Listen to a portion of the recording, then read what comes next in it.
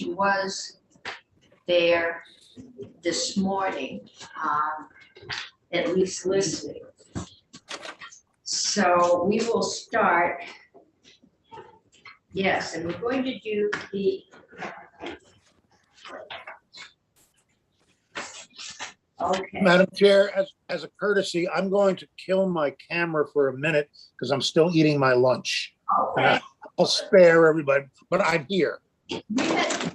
We had time for lunch today, so it's fine. Okay. Okay, Beth. Yes. Welcome. You're new, so come on up. Sure. This committee is, really, well, this side is here, patched together. We've got folks that are remote. And you're going to talk to us about H-165, but this is H-492. So I am here, Beth St. James, Office of Legislative Counsel. I am here as the director of H-165, which is Universal Meals. okay, and that is, the funding is in here, right? Or is the whole thing? I don't know. I have not drafted anything for the Okay. bill, and I have We'll not. find that out when we walk through this, okay? So I am prepared today to walk you through at whatever level you like, H-165, but that's the extent of the services I can offer. Okay, well, we have good half hour, Oh, goodness, okay, so, sure. and I've got one addition, Senator Kitchell is going to come talk to us today, so. Well, I am available until 2:20, so. Okay, well, I've got Representative Kornheiser at 2:15, so we Perfect. sync perfectly. Okay. Do you all have H-165 as passed by the House, or would you like me to share my screen? Let's share the screen. I'm sure it is on our website, but that does help the folks at Do you home mind too. Oh, sure. Thank you, sorry.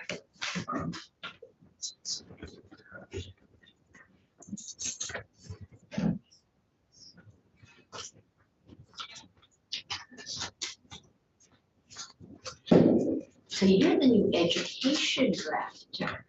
Yes, I was here, I started last session, but I shared duties with Jim All DeMarais. right, and I chaired education the year Jim Demeray came here, and he was brand new. And I was brand new.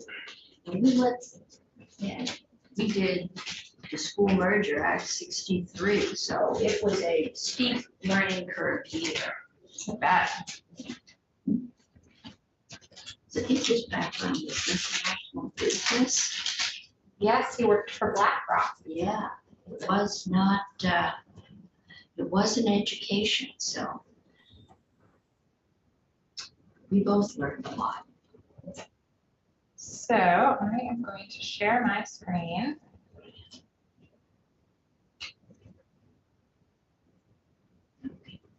There we go.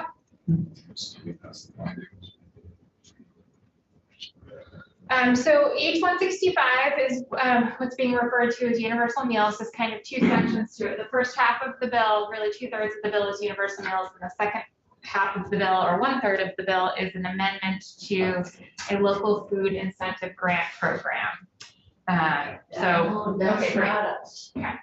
So section 1 of the bill is findings, and they're actually the exact same findings that came out of Act 151, which is the Universal Meals It is Pilot good for Project. kids not to be hungry. Would you like to skip section 1? I think we can take that as a given, right? We worked on this last year. So section 2 is several amendments to subchapter 2 in chapter 27 and title 16, which is the school food programs subchapter.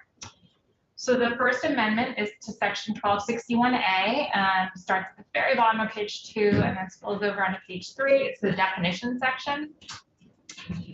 And we're adding this bill adds 2 new definition sections. There's a new definition of approved independent school just for this subchapter. And really the only thing we're doing here is clarifying that approved independent school for the purposes of the Universal Meals Program means schools in Vermont. Because approved independent schools can be located anywhere, right? The next, on line 14 on page 3, the next addition is a new definition of universal meal supplement. So rather than repeat this language throughout the bill, we're just going to define what the universal meal supplement is and then use that term. So universal meal supplement means the reimbursement amount paid by the state for the cost of a paid breakfast or lunch under the federal school breakfast and federal school lunch program. Is or, not and? Well, the supplement would be for breakfast or lunch. It's not one, it's not breakfast and lunch. There's a breakfast fee and then there's a lunch fee. It's not like, I thought most schools were doing both. they are, and they're required to. They're required. Yep. Okay, it's just the money's coming from a different pot somewhere. We can talk about whether it should be and or, it's just that breakfast is reimbursable and then lunch is reimbursable Yeah, separately. that's fine. Okay. So for breakfast, you calculate the universal meal supplement. It's the sum equal to the federal reimbursement rate for a free school breakfast, less the federal reimbursement rate for a paid school breakfast, using rates identified annually by AOE from payment levels established annually by USDA.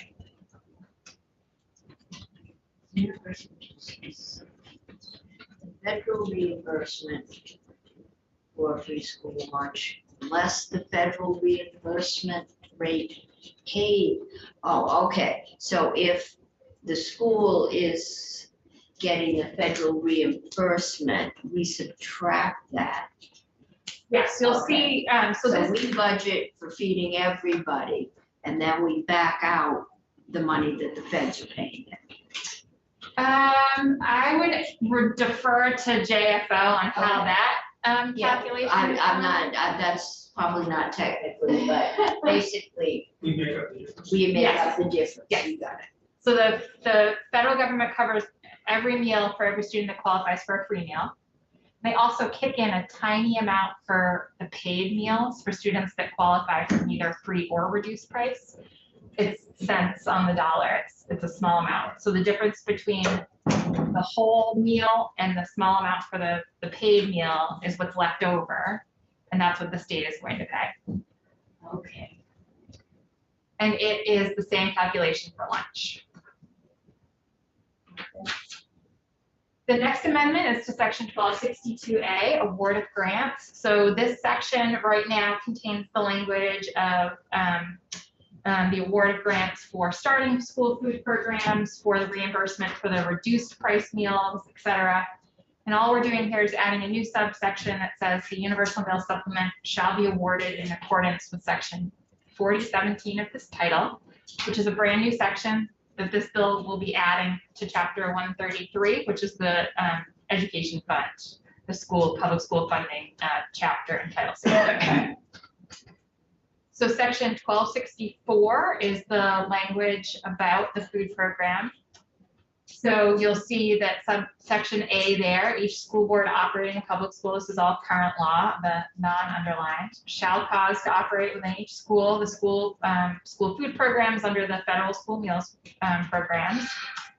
And so we're adding a new subdivision B there at the very bottom of line 18, which states in addition to operating those programs for the students that qualify for free and reduced price meals, each school board operating a public school shall cause to operate within each school in the school district the same school breakfast and school lunch program made available to students who qualify for those meals under the federal meals programs for each attending student every day at no charge. So public schools have to offer all students free breakfast and free lunch every day at no charge.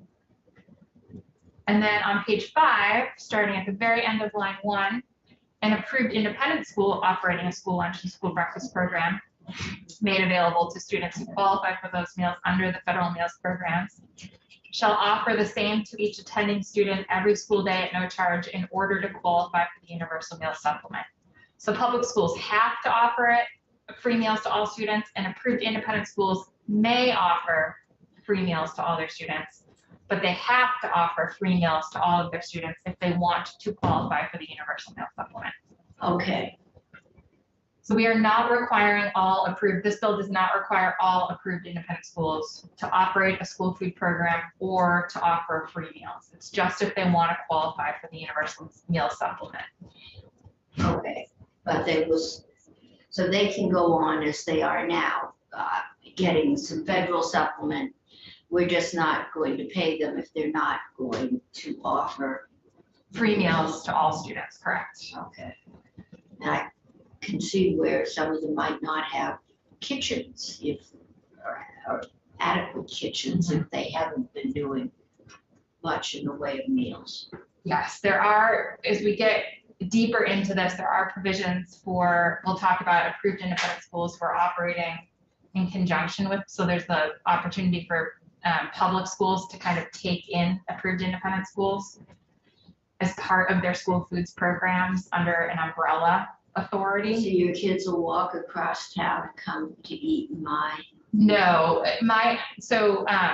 I would, if you're interested in the mechanics of how these food programs operate. I'm gonna leave that one. Great, okay. So line 7 is some language, subdivision C, is some language requiring schools to seek to achieve the highest level of student participation in taking these meals and eating. We tried that last year and it was a dismal failure. Well, this is the same language from last We're year. gonna keep trying, okay. So this is language from Act 151, it hasn't been changed. So it requires schools to seek to achieve the highest level of student participation, and then it gives some options of how they may do that. So the following items: providing breakfast meals that can be picked up by students, making breakfast available to students in classrooms, and collaborating with the Wellness Community Advisory Council are all options, they are not required. Okay. I wonder if we've ever considered saying if only 10% of you students qualify. I mean, there's a lot of schools that have been doing it because so many of their kids qualified, it wasn't cost efficient. But I wonder if we've got schools, maybe we have some independent schools where only 2 or 3% of your kids would qualify. It's definitely possible. Yeah. And what you'll see as we walk through the bill is that for the independent schools, the state is only reimbursing the tuition students. Okay. Okay. The ones that their towns are tuitioning. Correct. Okay. And then this last division D here is a shall. So the school district and an approved independent school shall count time spent by students consuming school meals as instructional time. During class as instructional. Oh, during classes, so I think my grandson, they get to have a snack at 10 or something. Of course, this year he's 14 and growing at about an inch an hour. And his lunch is at 10 something in the morning. By the time he gets home at 3:30, I gather nothing edible in the house is safe. I mean, in order to get all the kids in, that's, you get some really strange, I think it was 10:38 or 10:48 in the morning for lunch. But the younger grades, you've got a snack, or some of the kids got a snack at 10, and they would bring back what they didn't eat for the rest of the. This was before this. So I guess, I don't know, our snacks. So this language says school meals Alright. during class time. I would suggest if you're really, I can certainly reach out to the agency and ask about snacks. But, I can see where if you're just running down and picking up a granola bar, that's class time. If you're taking 45 minutes because you get back and you sit and you eat before class resumes, so that's education's. I can certainly reach out to AOE and get a little information Okay, about snacks versus meals for you, sure. But it isn't, Senator McCormick has his hand raised. Yeah, I just ate a whole rather greasy, sloppy sandwich and didn't miss a word of testimony. No, I think, definitely, can eat during class time. Yeah. If class is being taught. That's the question. I move that we journalize those remarks. Would you write those and send them to us, Senator? And we will have to put I will write them out for you, Madam Chair, yes. It'll come as a surprise to no one, I'm sure. Okay. All right. So we're on the very top of page 6, and Just join the meeting too. Senator Rom just. Oh, Senator Rom is with us. Okay. We've got a shared screen, so we are not seeing her, but she's with us, so. Okay, so we'll keep going. okay, so page 6 is a repeal of section 1265. So in current law, although it's currently paused by Act 151 for this school year, Okay, there is a process that a public school district could ask for an exemption from running a federal meals program. And because we are now requiring all public schools to offer those, we're repealing this exemption process.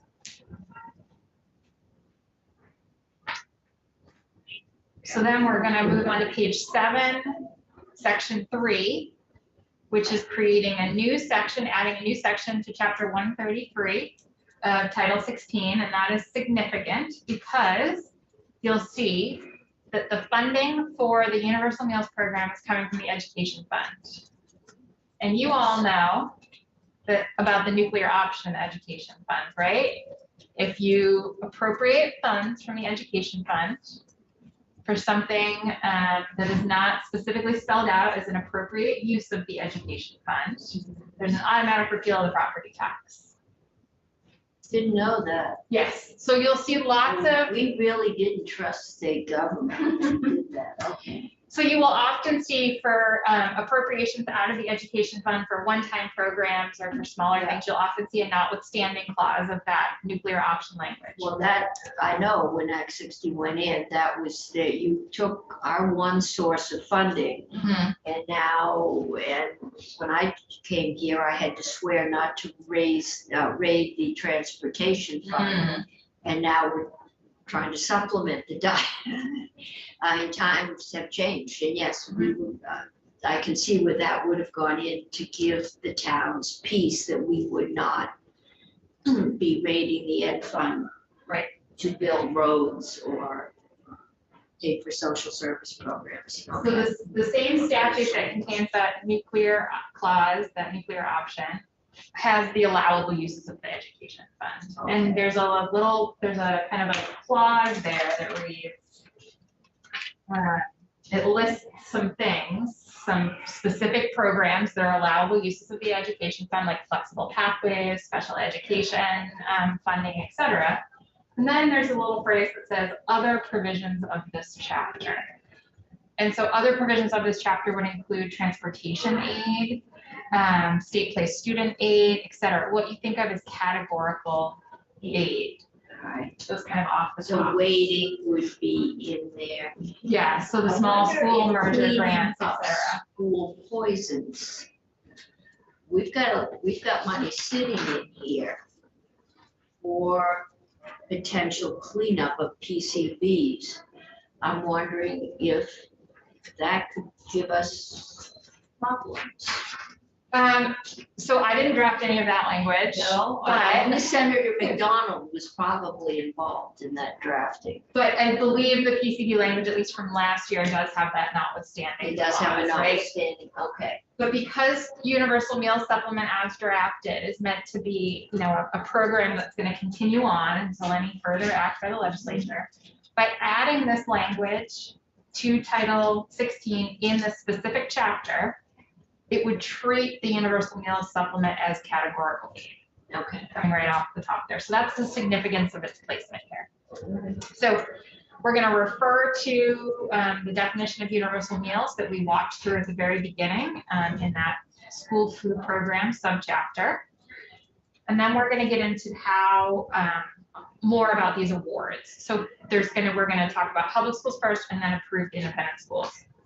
So for public schools, from state funds appropriated to the agency from the Education Fund for the Universal Meal Supplement, the agency shall provide a universal meal supplement for the cost of each meal actually provided to each student in the district during the previous quarter when meals are offered to all students at no charge pursuant to, and then that's an internal citation reference to the language we just walked through, the school food program language.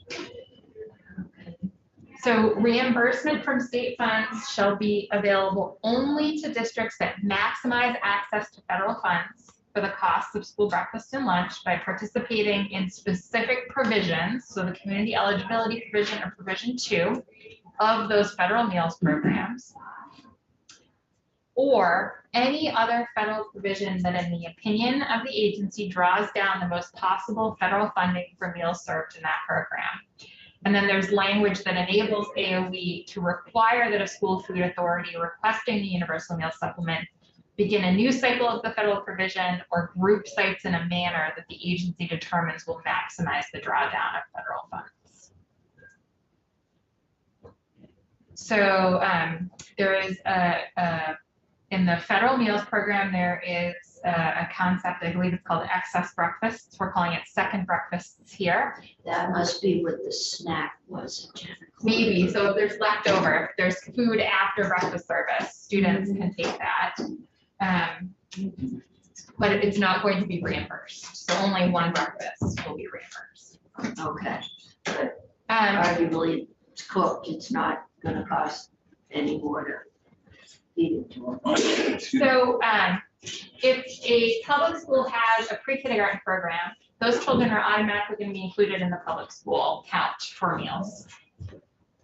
But our pre-K program is has public portions and has private portions.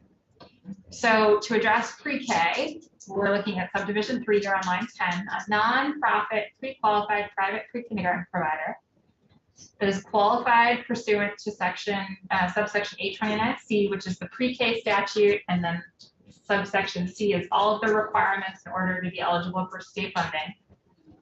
And it's not an approved or recognized independent school, then that pre-K program is eligible for the universal meal supplement under this subsection if it operates a food program under a public school food authority. Okay, What we're talking about here are what you think of when you think of childcare centers that are running a pre-K program. okay, because there was some money, I believe it was federal money available to childcare centers. So there are two federal meals programs that childcare centers can operate under. One is the same that our public schools operate under, and the other one is geared specifically towards childcare centers and adult care centers. Okay. We're only talking about the school food program here. Okay, And so if it qualifies under our universal pre-K program for Act 166 funds, and it's operating under a public school food authority, which is kind of the umbrella program that all of the paperwork and funds are flowing through for school food programs, then it would be eligible to participate in the universal meal supplement. And I believe there's only a handful of these programs that are would be currently eligible. Could you zoom in? Yep. Please. How's that? So that's public schools. So approved independent schools, I'll just summarize here, I'm looking at the clock. We're providing the universal meal supplement calculated the same way essentially, but only for students that are publicly tuitioned. But we have to figure out how to count those students. So there's a little bit of extra language for the approved independent school section. So I'm on page 9, line 1. If the approved independent school participates in the food programs as a site under a public school food authority, this is what I was alluding to in the very beginning of our discussion, that approved independent schools can operate under the same umbrella as some public schools, then the public school food authority shall only be reimbursed for the students attending on public tuition, not for every student attending the approved independent school. And then subdivision B on line 5 addresses how to count, how do we figure out the number of students on public tuition. So if the school is participating in the community eligibility provision or is in a year other than the base year of provision 2, and that all has to do with how meals are counted. The school shall provide the agency with the number of students attending the school on the public tuition and the number of students enrolled in the school. And then AOE will calculate the percentage of students attending the school on public tuition, multiply that number by the paid student percentage, and the results will be the number of meals the school will actually be reimbursed for. And that is what AOE did last year. There was not specific language like this in Act 151, just said publicly tuition students will get reimbursed for their meals. And so AOE asked for some clarity from the legislature on how to count those students, and this is based on their recommendations. So just like public schools, second breakfasts are not eligible for reimbursement. And then there's a special provision here for pre-K students that are in an approved independent school. So if the approved independent school also runs a pre-K program, the students that are there on the universal pre-K tuition would be counted. Their meals would be eligible for the reimbursement. Just a very minor question. On line 12, grammatically, should that read number of meals for which the school shall be reimbursed? I think you have to, I will certainly take that into account, for which. One of those, that is something with which I shall not put. It's No, I will absolutely. It's the biggest thing I found wrong so far. Great. So we're looking at line 20, subdivision 4. And this language is just like, this language requires approved independent schools, if they want to participate in the universal meals program, they have to offer free meals to all their students, not just publicly tuition students, to all their students. But they're only going to be reimbursed from the state for the publicly tuition students. And then there's the same language here on line 4 on page 10 for requiring maximization of federal funds and giving the agency some authority on how to determine that. And then this language, subdivision D here on line 14, is really not legally necessary in my opinion, but there was some concern about having to flip back and forth between different places in Title 16 to see the language behind the universal meal supplement definition. So subdivision D is essentially just the definition of universal meal supplement here. And then that's it for universal meals. The rest of the bill is an amendment to the local foods incentive grant program. Okay. And that's not coming out of the ed fund, so. I actually, Is it? let's see. I don't think so. I think it comes out of the It hasn't come here. general fund. I think it's a relatively new program, and all this amendment does is add approved independent schools who are eligible to receive the universal meal supplement to also participate in this grant funding. And I would have to, the appropriation for this is not located here, so I would have to look to see where it's coming from. I'm not as familiar with this language as I could be. Committee questions at this point. Makes you glad all we have to do is figure out how to pay for it. It's a lot to do with, on our end, sounds like a relatively simple bill. Okay. Welcome, senators. Senator Ron Hinsdale, we haven't seen you before today. Okay. Any questions? Any questions on the screen? I'm not seeing any. Senator Just Ball. a general question, and I'm sure it's dealt with something else. You've got quite a number of Vermont students who are in multi-state school districts, or who, how is there any provision for school meals for those kids?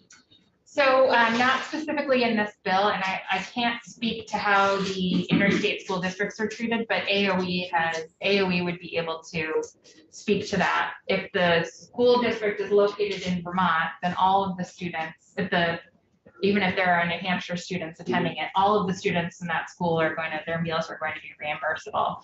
But if there are Vermont students attending a school that's out of state, then this meals program is not going to cover them. It's just for what the Agency of Education is able to reimburse for in the state of Vermont. Okay. So it's just a question, like, get the answer from them. Yeah, Yes. and Rivendell is the one, I'm not sure where that's located. I New mean, Hampshire students are going hungry or not. yeah. I mean, is it where the executive offices are or where the schools are? It'd be. I will reach out to AOE for clarity. Yeah, what do they do there? This is a question from last year. I've asked it before, Beth. I try not to do that again, but I just want to confirm it's still the practice with this language. This will make it so that schools have to provide universal meals. I live in a community that at one point had, I want to say 4 failed budgets, and they kept having to cut. But with this language, as they look to cut the budget, they will not be able to cut universal meals. So as they look to make other cuts, universal meals will be part of it because it's mandated by the state. It will be off the table, so to speak, when they have to tighten the belt. Is that a correct statement? Yes, so a couple things. One, yes, this is now required. We're repealing the exemption, so that would be there's no option to say I don't want to run a meals program. And the language here is public schools shall provide free meals. By putting that language that we just walked through in that special place in chapter 133, it's coming right out of the ed fund off the top. Like, I know that JFO doesn't like to use the term off the top.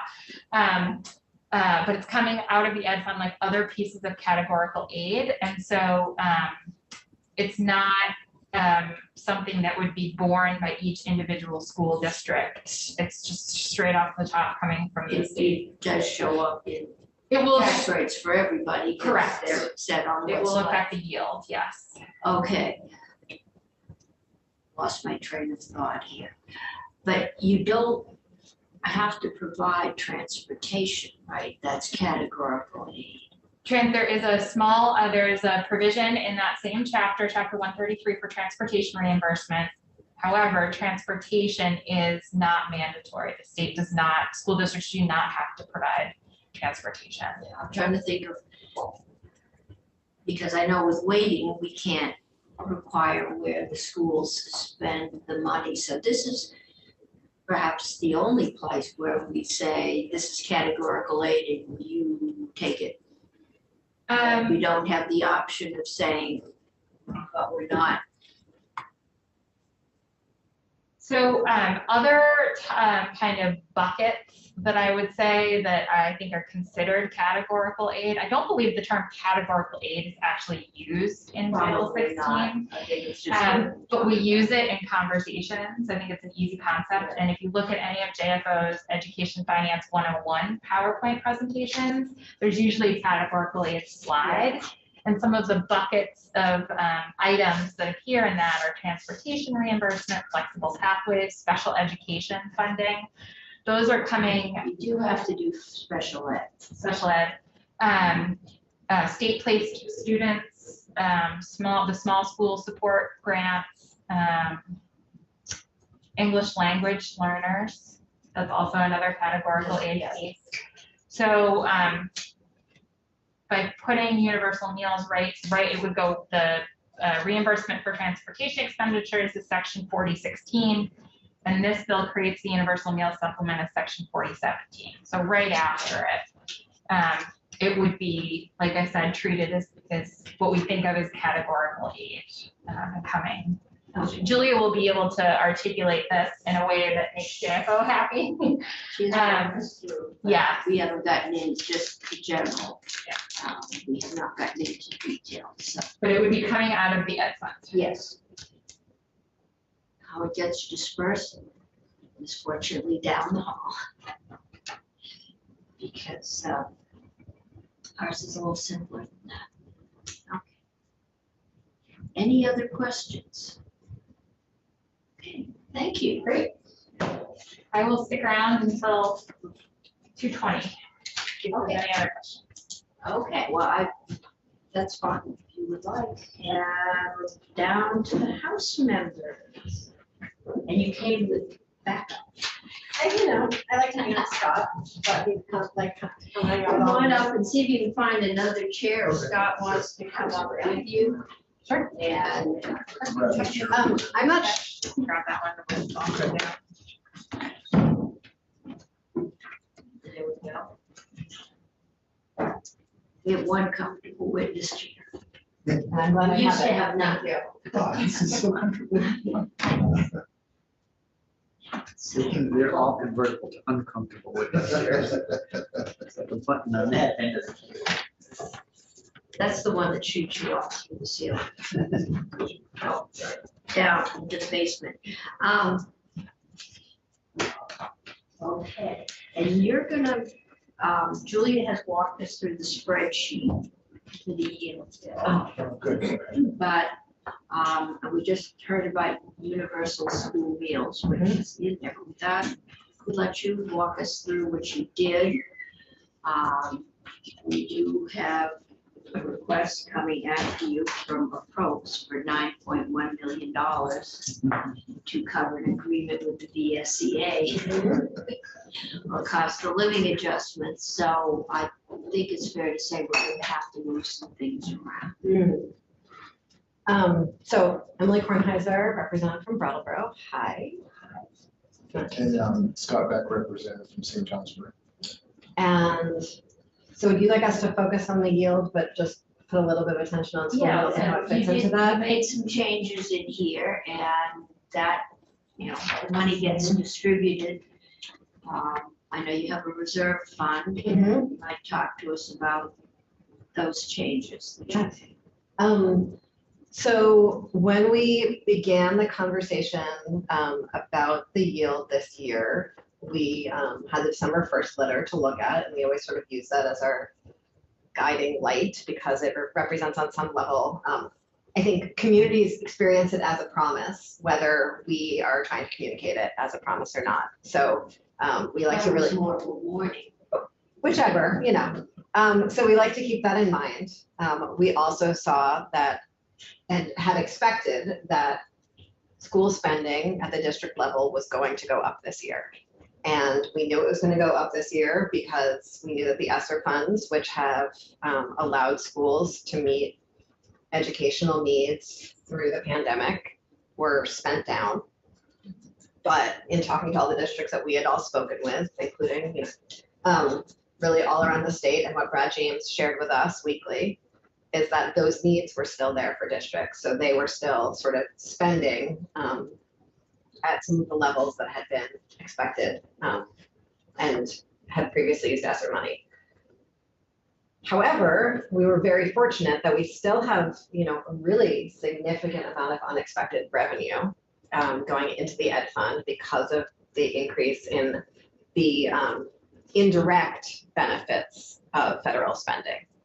So, we saw when Vermonters have more money in their pockets, they're spending more, and then we get to collect more in the form of taxes, right? And then that goes into the ed fund. So we had a lot more money sitting ready to sort of lower property tax rates or available to supplement the spending, the education spending in the yield bill.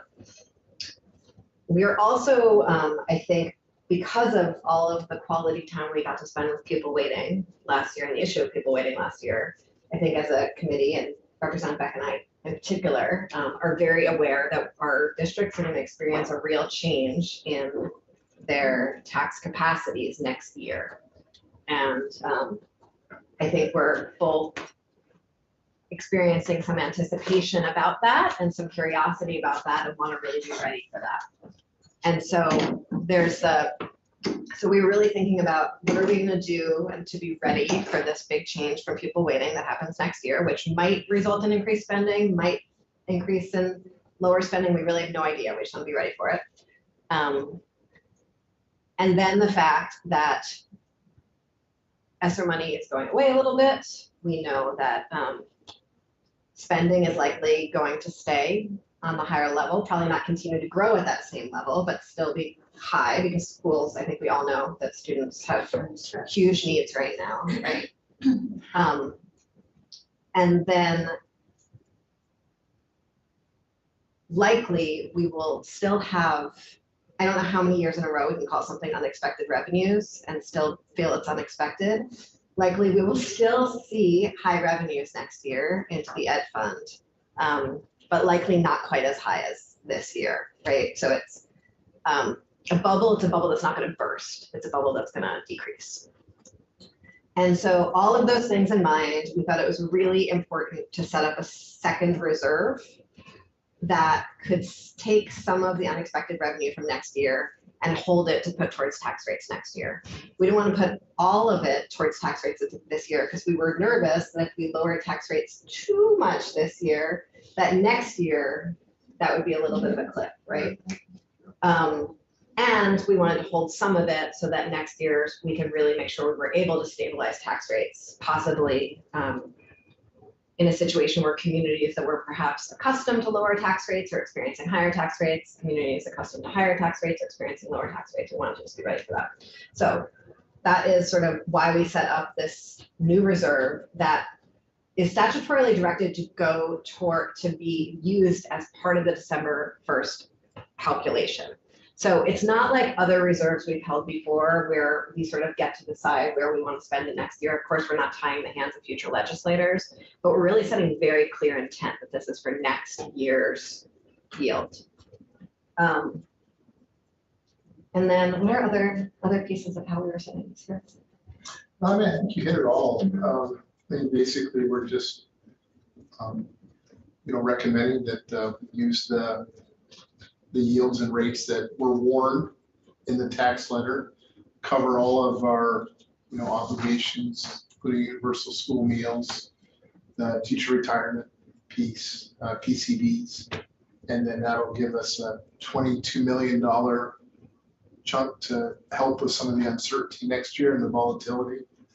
And I think this year when they did the yield letter, they had a $65 million surplus that went into that. I don't think we're going to have 65 million next year. We'll have something less than 22 million will help soften the blow and try to, get this thing onto a smooth slope again. It's been pretty bumpy the last 2 or 3 years, understandably. And I, in the context of school meals, I fully intended that we would need to add more revenue into the ed fund for school meals this year. I think, we're sort of waiting on decisions on the yield bill before our policy committee finished working on school lunch and really thought that that's what we would need to do. And we're teeing up various, revenue sources and revenue conversations for it. It's not needed this year. And so we didn't want to be, raising a new tax unnecessarily given. It's not needed this year. Given that we were able to include it in the yield and not raise tax rates above what they were in the December 1st letter, it felt that it was not necessary for this year's yield. Cost of school lunches, the 29 million into the yield, so you. And we were still able to set this reserve and we were still able to keep tax rates where they were predicted to be in the December 1st letter. Right. There's no new revenue in this. Okay, This yield. I can't find it in my file. I thought that there was a line in there for school meals, but It is in here. It It's is. included as an expense, but we did not feel the need to raise new revenue in order to meet that Right, okay, expense, yeah. given that we were able Right. to have this new reserve, Right. cover school lunches, cover the, right, it's an all of it. ongoing expense, but we assumed that when we put it in last year, that yes. we would not stop feeding hungry children. No, and Things got really, really, really bad. And when all of those sort of increasing costs of education that we've talked about, which is, post-pandemic at school lunches, et cetera. Sorry, not school lunches, it's school mental health mostly, teachers, stress, infrastructure, right? Yeah. Air filtration systems, all those things.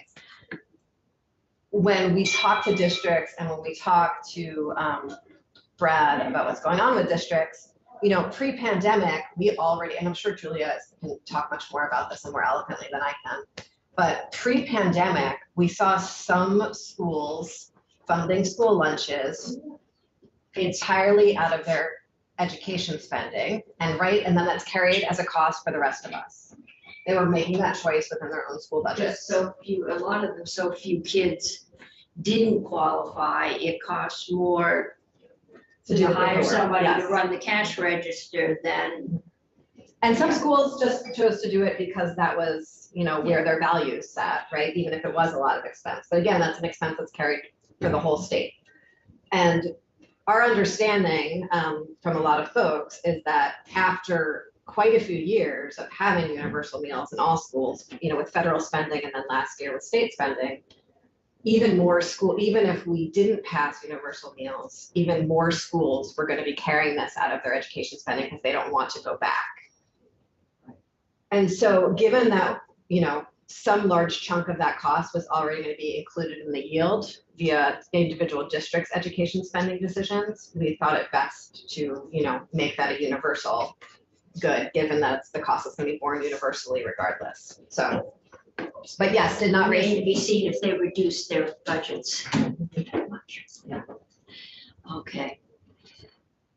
All right, I think those are the big changes. The agreement with the Teachers? teachers, Mhm. you did not fund that, We correct? did fund it in the ed fund. Where? It is. Line 21. Yep.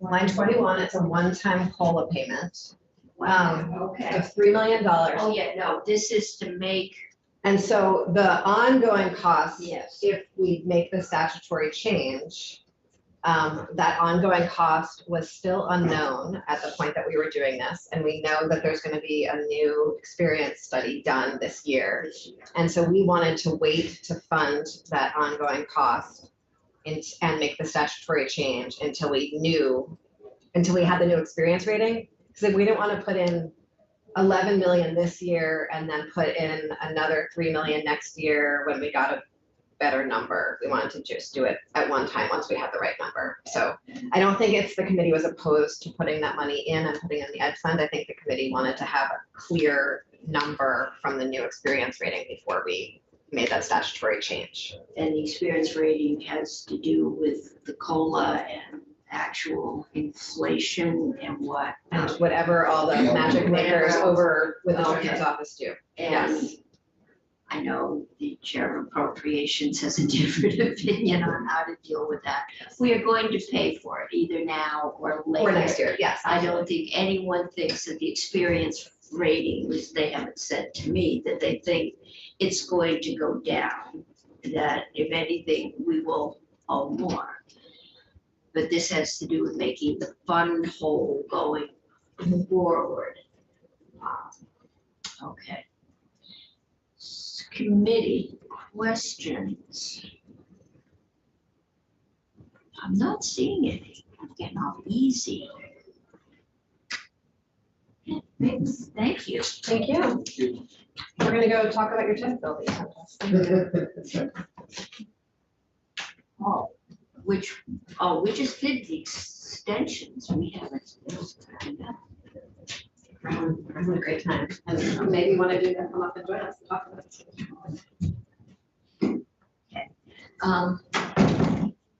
Senator, She's gonna be in it 3. she's gonna be in at 3. Okay, so, all right, so then we have, that's right. Move Senator Kitchell, so Julia is here. I almost wore that top today. You did? Yes. Well, the few summer ones I have still hanging in my closet. Me too. Okay. So, Can you come up? please, and I'm looking, I know I have the spreadsheet here, but all I can find right now is dispatch.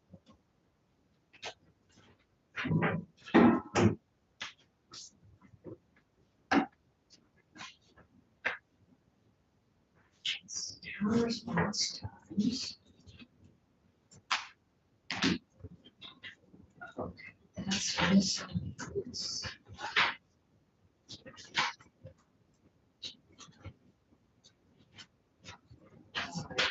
not finding, and I know you gave me one, the spreadsheet. There is Here it a copy. I found it. All right. Okay. Knew I had it. Okay. So he walked us through this last week. So can you give us an explanation? Senator Kitchell came in this morning and said there's 3.1 million in here to cover the actual cost of giving teachers an increase. There was an agreement in 2016 that said the COLA would, do you know what that is? For the record, Julie Richard, Joint Fiscal Office. I don't think I'm the best person to speak to those numbers. For when talking about the calculation of those numbers, I would defer to Chris Ruth in our office. Okay. And when thinking about the policy decisions, I would Well, Senator defer Kitchell to was Senator going Mitchell. to talk to us, but my understanding is 3.1 covered the cost to write the checks this year. It's That's my what went understanding out. as well. But we went back to the pre-2016, and I know the BSEA is in here, so correct me. There was a cap on what the COLA could go above in 2016. Nobody ever thought we would see the inflation that we're seeing this year got above the 5%, is that the cap? So the agreement was reached in budget adjustment where the difference was paid, that's the 3 million. But that will be ongoing and the experience rating will also look at what we've seen in inflation and will adjust the COLA. But because we're going forward, and this is a continuing, not a one-time cost, we need to put the money into the pension fund, which if you remember last year, we actually capitalized for healthcare and other things, but the money needs to get paid into the fund to make the fund whole. So we pay the benefit, but you also have to cover that benefit in the fund ongoing, and this is the money that will cover it. Now, send it to Senator Kitchell to get into more, but the House has funded this year's and then has put off next year's until they get the experience.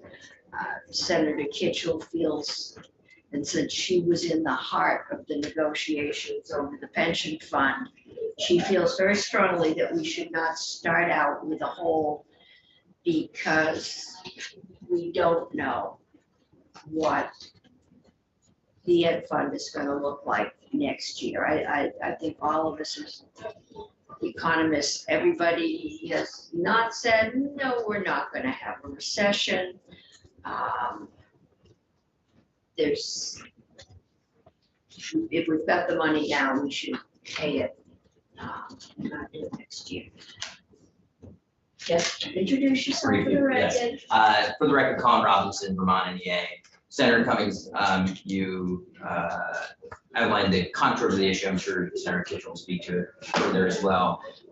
Real quick point of information for those of you who may not remember, teachers received by statute since 1981 a 50% COLA adjustment. State employees get 100%.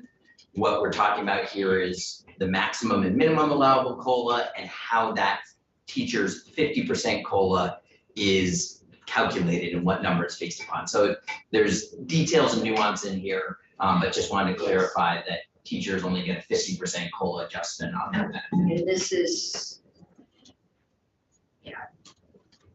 get above my pay grade. That's why I'm glad they get dealt with in appropriations. It's like all the verbiage as to how you decide which kids are getting fed or schools.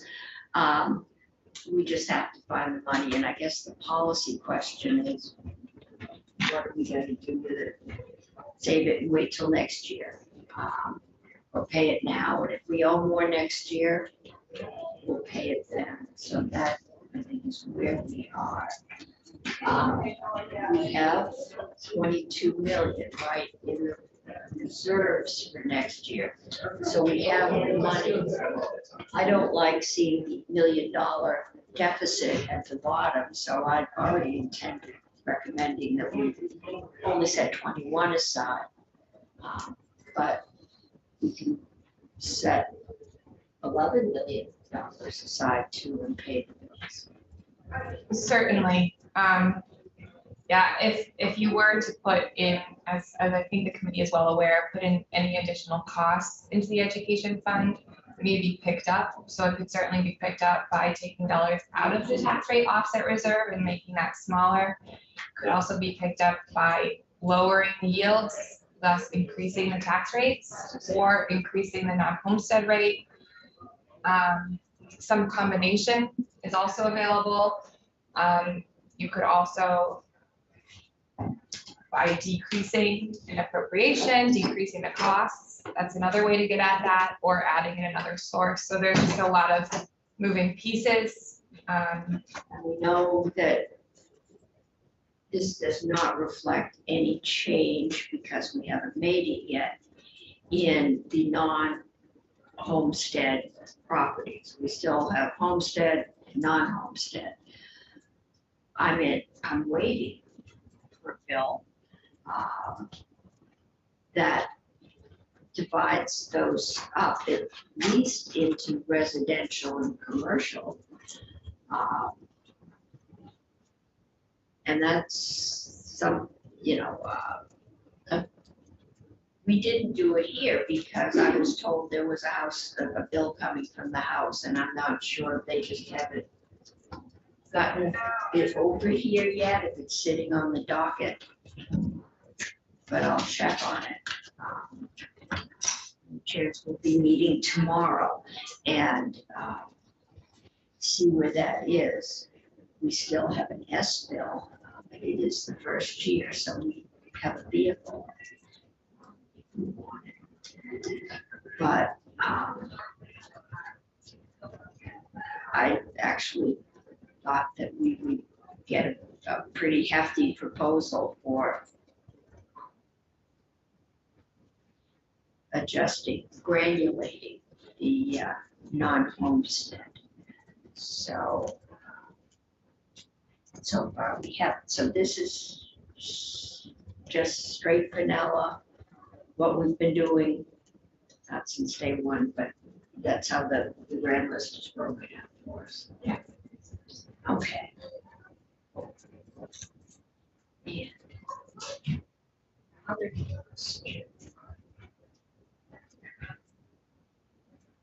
Technical education aid.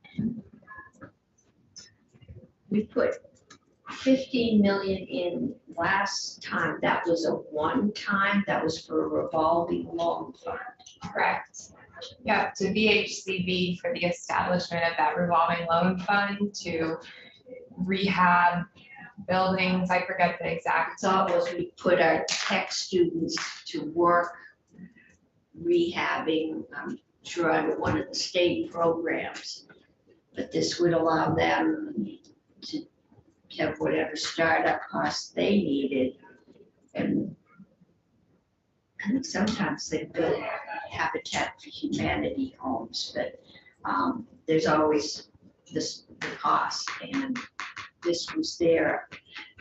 I guess it would be VHCB who would know if that's been drawn down and isn't being used. I think that they would be the best organization to talk to. I believe that that's who the appropriation was made to, and they were tasked with setting it up. Yeah. That was in, I don't know the act number, but in last year's S11, that 15 million. Okay. I remember that. I think that was the trade-off for PCBs. Okay.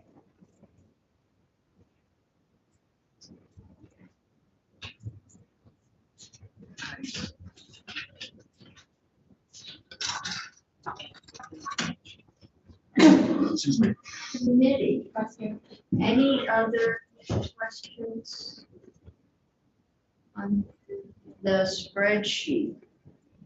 Anything the House did for questions?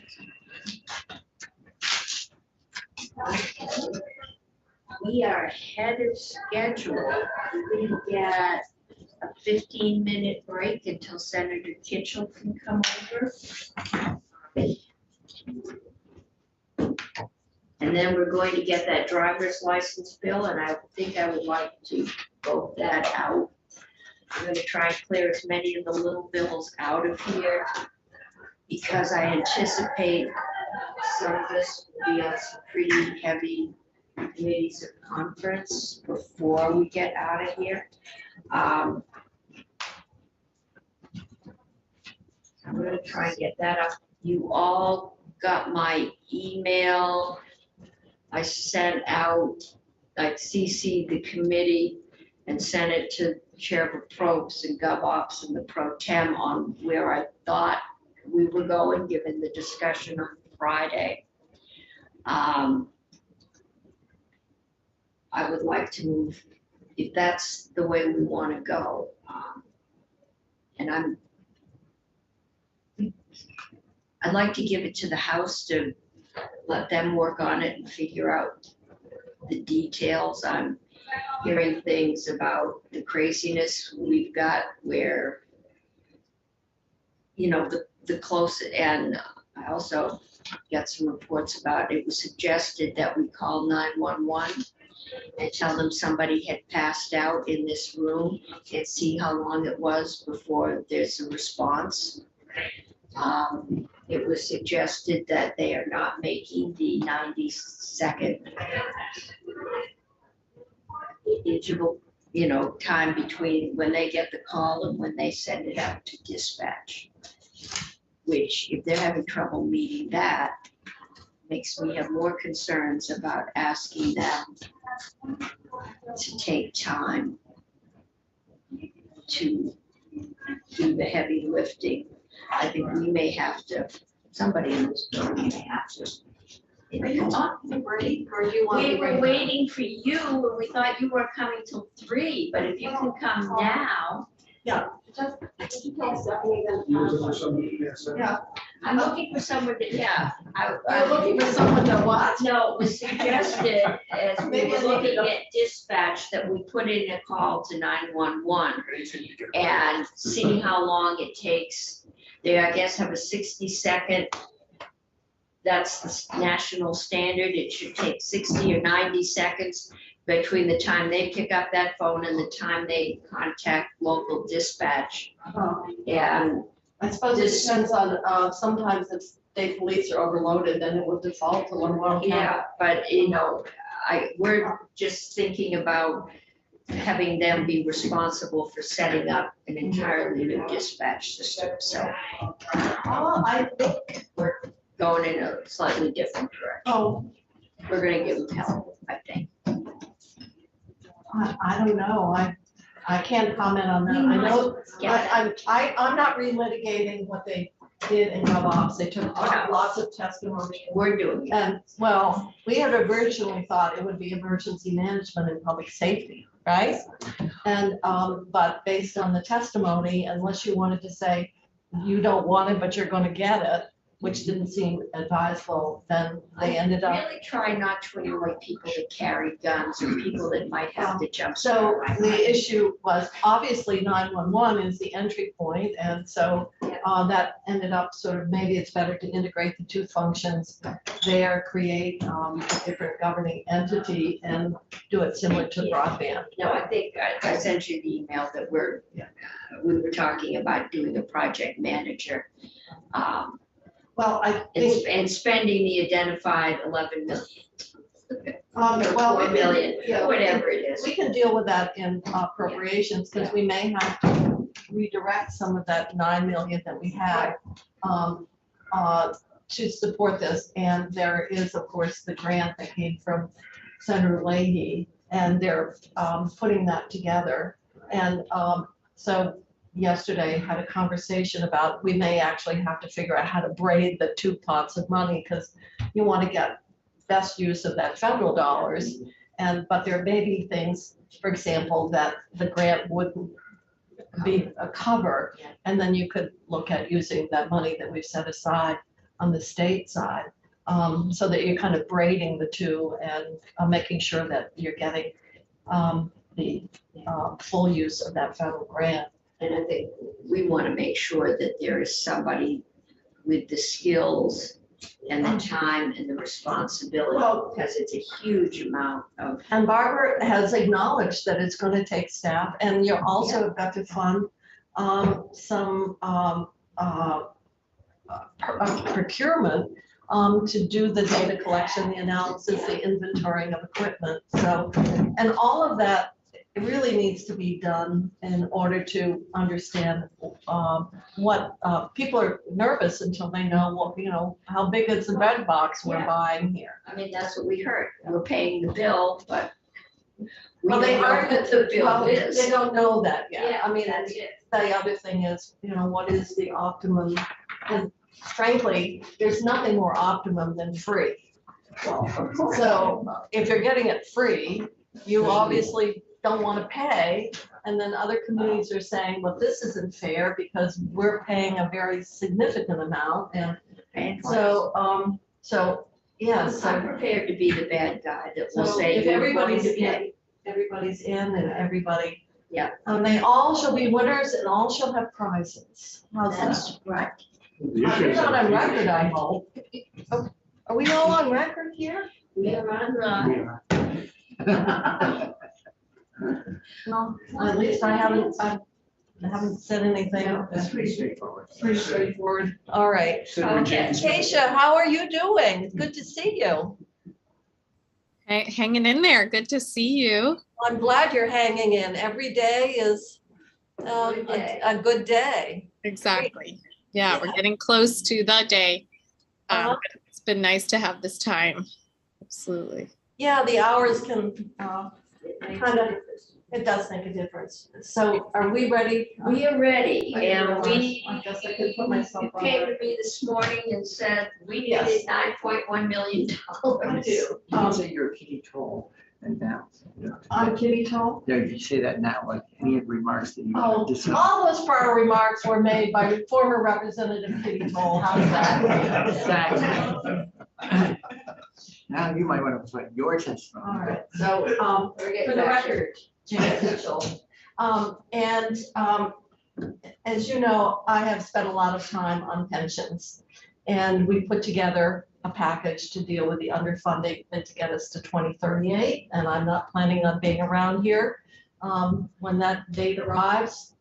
But it is an example, and I think it shows it to me how important it is to recognize our commitments and our liabilities and to deal with them. And to defer them or cut them in half and say, well, we'll do some, the following year, assuming the money is there, gets us into trouble. And we've seen that with a number of our systems where we've kind of brought them to the brink. And so, as you know from your many emails, that and this was not impacted by the legislation that was passed regarding the pension underfunding that was passed last year. But it's something that was existing statute. And you know from the emails that you received from retired teachers that there was a surprise, and that was the language in the statute right now. And it was put in at the time to prevent a decrease in the statute back around 2016.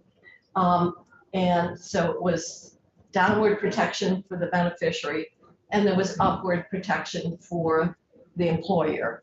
So it would go less than. So, and it was set at 5%. And for 30 years, that wasn't an issue because inflation wasn't more than the 5%. And then last year there was. So the teachers were obviously surprised. I think people in NEA, because it just hadn't been really an issue, got taken unawares about that existing statute. So in the yield bill, there are really two pieces. The the pro tem and I and the speaker and several of her members of the House met and talked with representatives of the NEA regarding the situation. And what we ended up with a proposal that was, I think, was accepted as a favorable response by the NEA was to do a one-time payment for this year. And that would be the difference between the 2.5 and the 3.8. And that was the $3 million that you see in the yield bill. That is to deal with this year's difference on the COLA. But we also said that if we wanted to revert back, and I was very clear, if you want to revert back to the pre-2016 COLA methodology, it has to be funded. Because we have burned ourselves multiple times by putting in benefits or something and not recognize the cost. So in the agreement was that we will change the methodology to go back to pre-2016. But in order to do that, you have to and prevent an underfunding of the pension fund. The actuary looked at it and said, we think the estimate is you need to make a one-time payment into the fund of $9.1 million to address that future benefit upward potential. And the other body, in the course of conversation, expressed concern around the assumptions that we currently have in place regarding inflation. And we're scheduled for an experience review this summer. And so it was thought to be prudent to change the methodology at the same time that experience review was being made, because the 9.1 may in fact not be sufficient. In the yield bill, as it came over from the House, only the $3 million to fund this year was included. But I believe that from a budgetary perspective, that we've made a commitment. We know it's going to be 9.1 and possibly a bit more, depending on the actuarial review, the experience review. And that in light of the fact that that's a commitment and an understanding that has been reached between the legislature and the NEA on behalf of retired teachers, that we need to reserve the money because we're going to have to pay it to fulfill that agreement that was reached. We have the money now, and I think it's not transparent to make it appear that you've got more in reserve than you actually have an encumbrance on. And there is that 9.1 commitment that is necessary, and I would recommend that just like the $3 million, which we have to obviously have to make the payment this year, that we need to reserve the 9.1 so that we have the money to fund the agreement to go back to the pre-2016 COLA methodology. And if the 9.1 turns out to be a bit more, it's a lot easier to find a bit more than start out from scratch. So I am asking that we, in the yield bill, we recognize that commitment that's been made, that a funding obligation that is out there, and then we need to reserve the 9.1 to fulfill the agreement that has been reached with the NEA. Is that clear? Okay. I don't see deferring something that you know you have to pay as prudent. And we've done that too many times. And we get ourselves in trouble, or it turns out to be a bigger problem. And so my line in the sand on anything related to pensions is if we do anything, we have to recognize the cost, because I'm not going down the underfunding route deliberately in the future. Now, I suspect that the review might show that we're going to have to change some of the assumptions in the calculation of the ADEC. And so be it. And if there's there's so many other variables at work in the 3-year cycles, and we got the 26% return on investments. So we got some good times versus, whatever. So I don't know what that will mean in the long term, but anything where we're making decisions that has a direct impact on the adequacy of the funding of the pension, we should recognize. And I can't say it more straightforward than that, but I see Colin's here from the NEA. Oh, I see Jeff's here from the NEA. They're all watching me. But we spent a lot of time, and it wasn't Merry Christmas either. It It was very painful for anyone that was not here. And so it was done in December, and I think we came out in a good place. And I don't want to do anything to jeopardize our path forward and make sure that any decision we make from here on. And my only caution is for any of us, memories are short. Memories are so short that we remind people it is not to your advantage if you've got a commitment to not recognize the cost and not budget for it. Especially we don't know revenues Absolutely. or the costs. And now is the time, because our revenues both into the general fund and into the education fund are higher because of the higher revenues, but they're going to unwind. And so if anybody thinks that we're going to have better economic times and more money than we've had over the last few years, I just don't see it. Our economists are very guarded in what that unwinding is going to look like and when we're going to get back to sort of the Vermont as usual. So I feel Which isn't good. no. So I realize there's money in reserve, but I think we need to be honest that there's an encumbrance against it, recognize it, and reserve it. And that's there to stabilize tax rates. Waiting doesn't. And this is a one-time payment. I just want to make it clear. This is a one-time payment into the fund. To make up for the years. Yeah. Where the assumptions, because obviously you could see this year, what the impact would have been. And if all that had just fallen to underfunding. The money in, so it will grow and Yes. the money will be As there. I said, just go back and watch Mary Poppins and think about compounding. Seriously, Yeah, that's right. Uh-huh. I remember that. So, I need to go back and next Spend door. money. I said, I feel like an air traffic controller after a major blizzard because it's like, and the planes are stacking up. I'm still getting requests, 300,000 I need and 400,000 for this, and put us on the list, and we're up about, 400 million requests over and above the doctor's recommended. And they're still coming in, and we're gonna start marking up. So I'm glad, and the other thing that I would like to mention while I'm here, might as well take advantage, and that is the unusual this year, but the House Transportation Bill has an update of the transportation fees. There is concern on the part of our transportation committee about having fees in the transportation bill.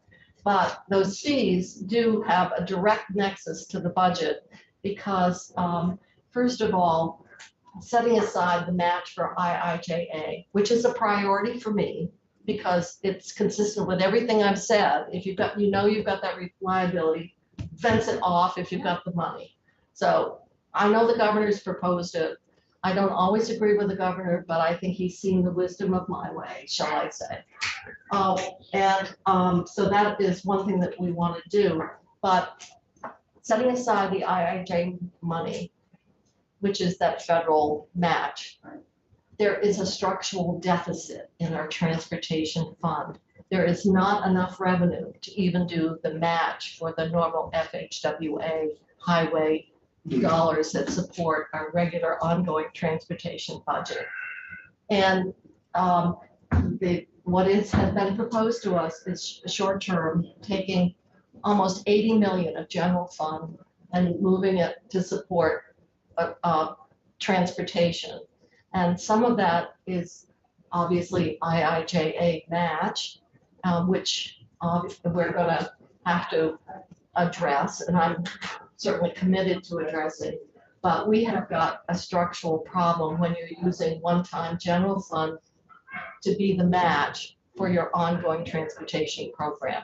And we have said before, one-time money for ongoing obligations, either how you fall off the cliff, because then you're, and the other problem is the law. We have a statute that says these fees should need to be updated on a regular basis.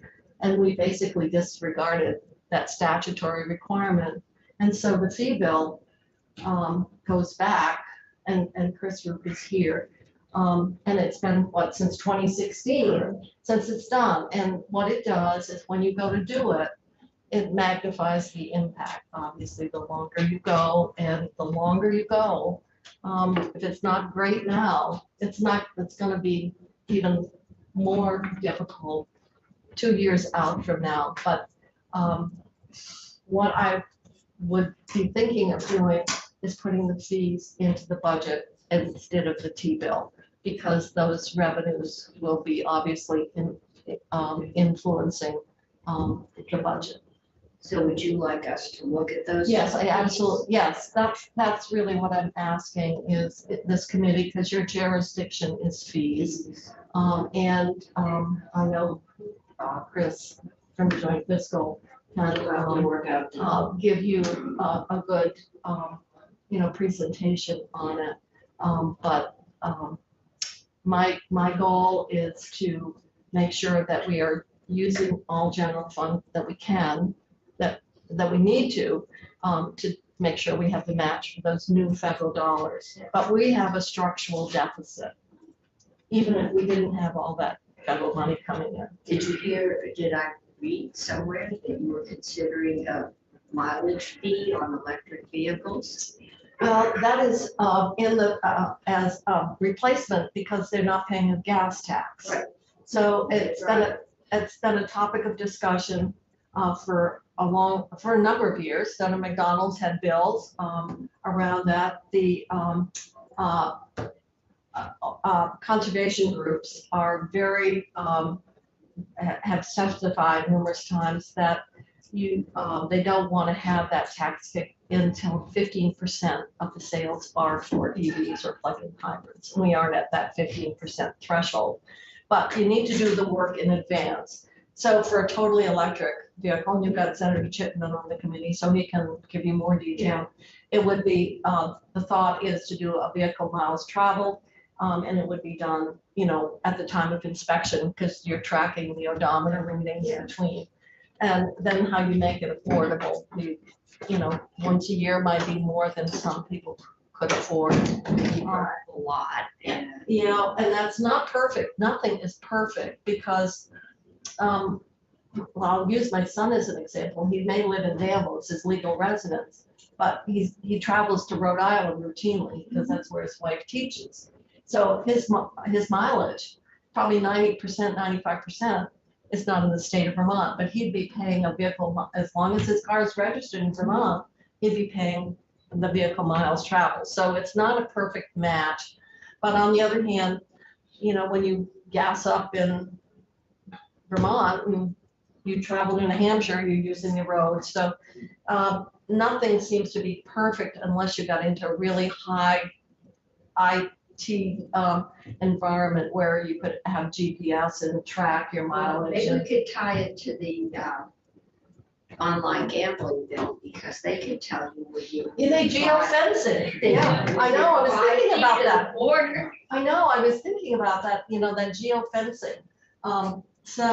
I figured out who's supervising them though. They're doing all this stuff, but who's watching the hen house? I don't know. So I guess I'm saying it's really to authorize AOT to move forward, and the whole goal is obviously the erosion. Right now, the number of EVs and plug-in hybrids are relatively small, so the foregone tax is maybe $1 million.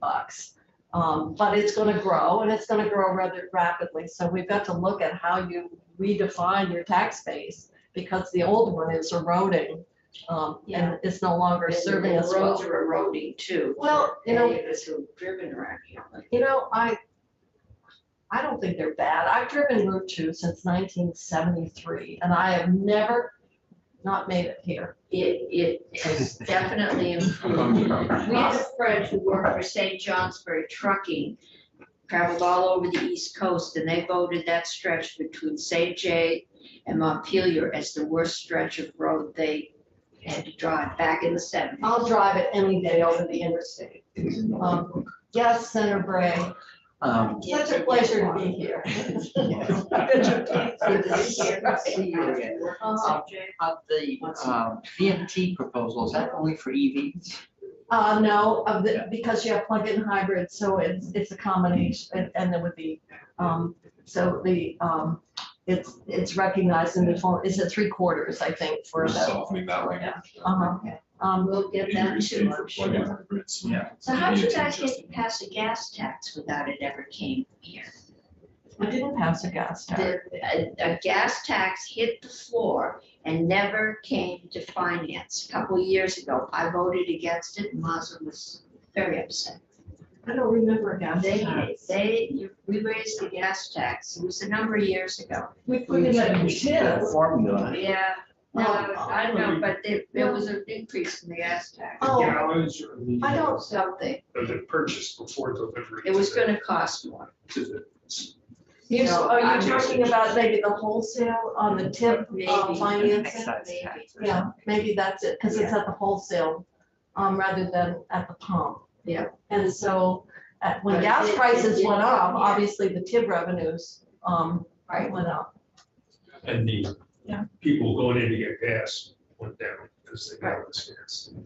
So anyway, we'll Anything do that. else while I'm What's your here? schedule look like for Thursday? Since you're the one that gave me the job in York, how did, you gave me the John We're gonna Muir do quote? capital Everything insurance, pitched, everything else? Yes, so the pension one, I'd say there's a Mark Twain quote for that, which is, For Kim and if Free? you have a job that involves eating a frog, eat the frog first. Okay, good. All right, well, anyway, now you sort of know how I'm approaching the budget, and that is pay for what you. Invest your tippings safely in the bank. The old lady sitting on the staff's meeting report. Oh, gosh, it's been a while. All right, thank you for seeing me on such short notice. Appreciate it. Committee, oh no, we have Michael Bone. Hi there. I'm here. Here, Right here. here you How are. are ya? You look different in real life. Yeah. Come little on short. up.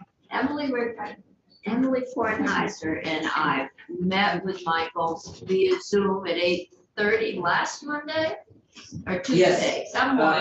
That was last Monday. And Michael, tell me who you are and what your proposal is. It sounded good to both of us. And if everybody thinks it sounds good, we need a vehicle. The yield bill might be a possible vehicle, but we're not sure yet. Okay, so I'll give you all the rundown. My name is Michael Gahn. I'm the executive director of the Vermont Bond Bank. For those of you I've met before, nice to see you. For those of you I haven't, hello.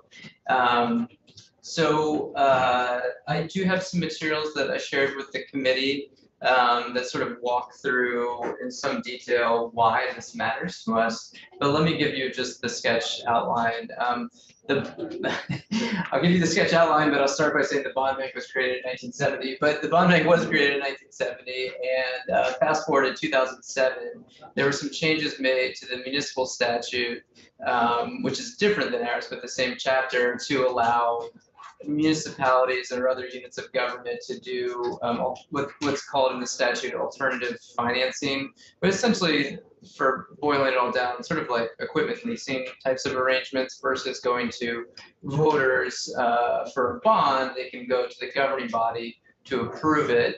It has to be subject to, it has to be for personal property, and it has to be subject to a non-appropriation clause. And folks from VLCT are here in the room as well, and are familiar with this. But our statute was not changed at that time in 2007. And, that was perfectly fine for a long time. But here we are now on the eve of a potential a large amount of financing or a large amount of funding that we're pursuing from the Inflation Reduction Act, as well as some other federal programs to do with energy efficiency financing and renewable energy financing. And the preferred method in many cases to do energy efficiency projects at the municipal level is through this alternative financing mechanism. So we're hoping to modernize our statute to allow us to do loans that are otherwise allowed in statute. So an example of this might be like a town facility that needs energy efficiency upgrades. Maybe the costs are $300,000 as compared to a typical bond vote in a medium-sized community. That's a fairly small amount, and oftentimes the savings from the improvement are self-liquidating, and otherwise they pay for themselves with the debt they might take on. And so what we'd like to do is to be able to do those loans, given that we're seeking really cost advantageous dollars through the IRA and through some other federal programs. So that in a nutshell, that's what we're doing. Why we think this really matters right now is that we've got this opportunity to do a lot of energy efficiency work, to bring home dollars, to lower operating costs, to improve the energy outlook for our communities. And in order for us to be competitive and efficient in getting those dollars out to the end user, we need to meet folks where they are in terms of the structures that they like to use to do this type of financing. Okay, so the bond bank could draw down federal money, or you could loan short.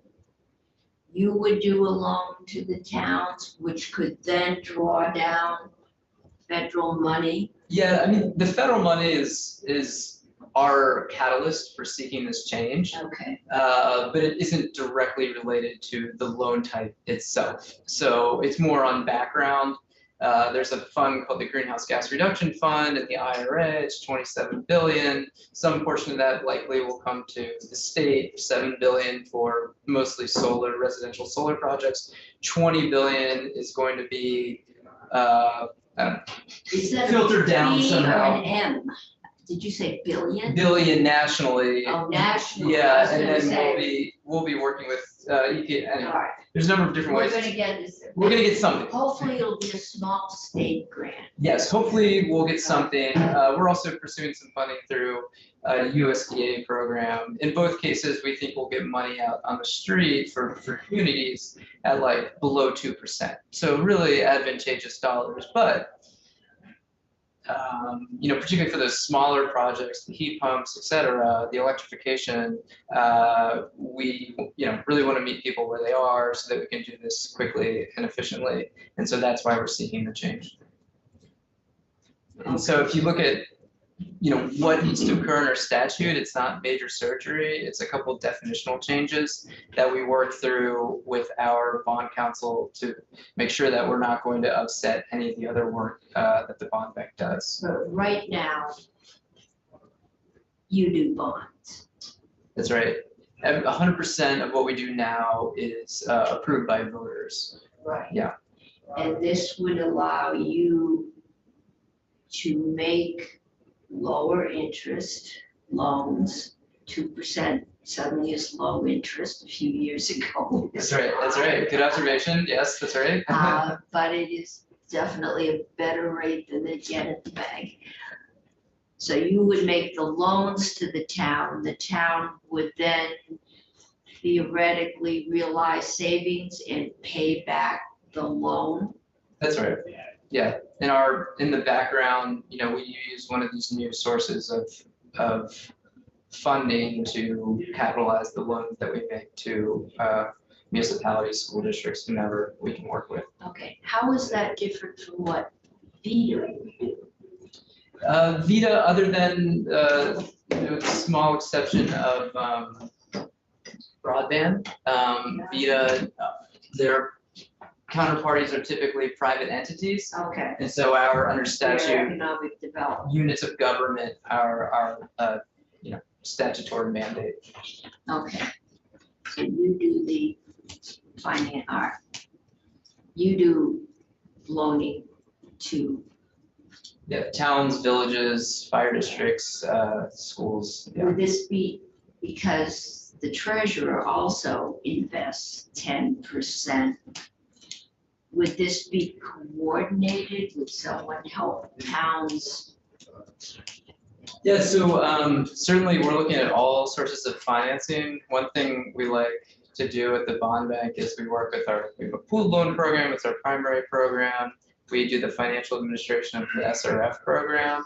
And then by statute, I sit on the local investment advisory committee, which is what the treasurer is the mechanism through which We the made treasurer works. changes in that last year.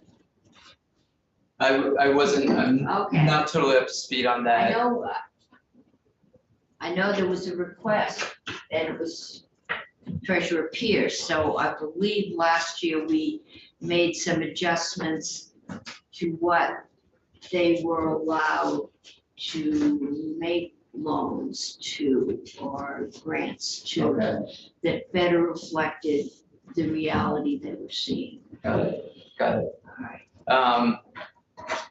Well, bottom line is we can kind of quarterback the best source of funds for a municipality or a school district. And now we'll also have the flexibility to quarterback to meet people where they want to be in terms of the loan type that they want. So the statement a little while ago was 100% of this is done with voter approval. That's our current structure. That's what we're currently allowed to do in statute. Would the bill say you no longer need voter approval? No, it would allow us to do anything that's otherwise allowed in statute. So right now, if a municipality wants to do a $200,000, let's just call it electrification project, or heat pumps, whatever, but they don't want to go out to voters and vote on it, that's not something that we can do. And so as we see these really cost advantageous funds to allow projects like that to happen, we couldn't meet people where they are on how they want to finance those But projects. it would be in the budget and the voters would vote the budget. That's right, So it wouldn't be, they could just go out and do something that's right. without the town approval. It's do you pay it? Thought is that you will, if you put these in, save enough on your fuel bill. You're on natural resources, remember SPOT? You're gonna save enough on your oil bill to pay off the cost of your loan that you took out to put in your alternative heat source. The question that probably none of us know, and it'll depend on the building, and if you're looking at just the clerk's office with the fire department attached, or if you're looking at a big old structure like Montpelier City Hall, how much you're gonna save. Because I don't know how many heat pumps you'd have to do to fit Yeah. that auditorium. At the top, with the larger projects, we don't really think it makes a difference. It's Right. going to be business as usual for us, just with a different source of funding behind us. It's really trying to reach down to the smaller projects that we know are having trouble getting started on this kind of work, as was obvious in the 45 million from last session to help with municipal efficiency projects. That was really for municipalities, not for school districts, not for other units of government that we work with. So, we think by finding really advantageous sources, we're going to create more demand for this type of improvement versus cannibalizing some sort of the demand that's already out there. So it's really additive, but we need to provide a mechanism that people are comfortable with using to access the financing. Senator. Lost in subtleties of this. So if you wanted to do something, you'd ask the townspeople, do you want to bond for this project? And the alternative is to ask them, is the town willing to budget for this project? And then So the intermediary will go out and do the bonding? It's not a bond, it's a form of lease or other alternative form of obligation. They're already allowed to do this. So this is the mechanism they might use for fleet replacement, for example. So a lot of, if you're the town that you live in, is not purchasing their fleet, they will oftentimes lease the fleet, and that oftentimes that occurs through like the vendor financing. So John Deere might work with like a national finance provider like Wells Fargo or somebody like that. So this happens, all the time. It's just we're looking at it from the angle of, hey, we've got a lot of energy efficiency and renewable energy money that we want to unlock, and we want to get it out the door as quick as possible in a way that's familiar and comfortable for municipalities, villages, school districts.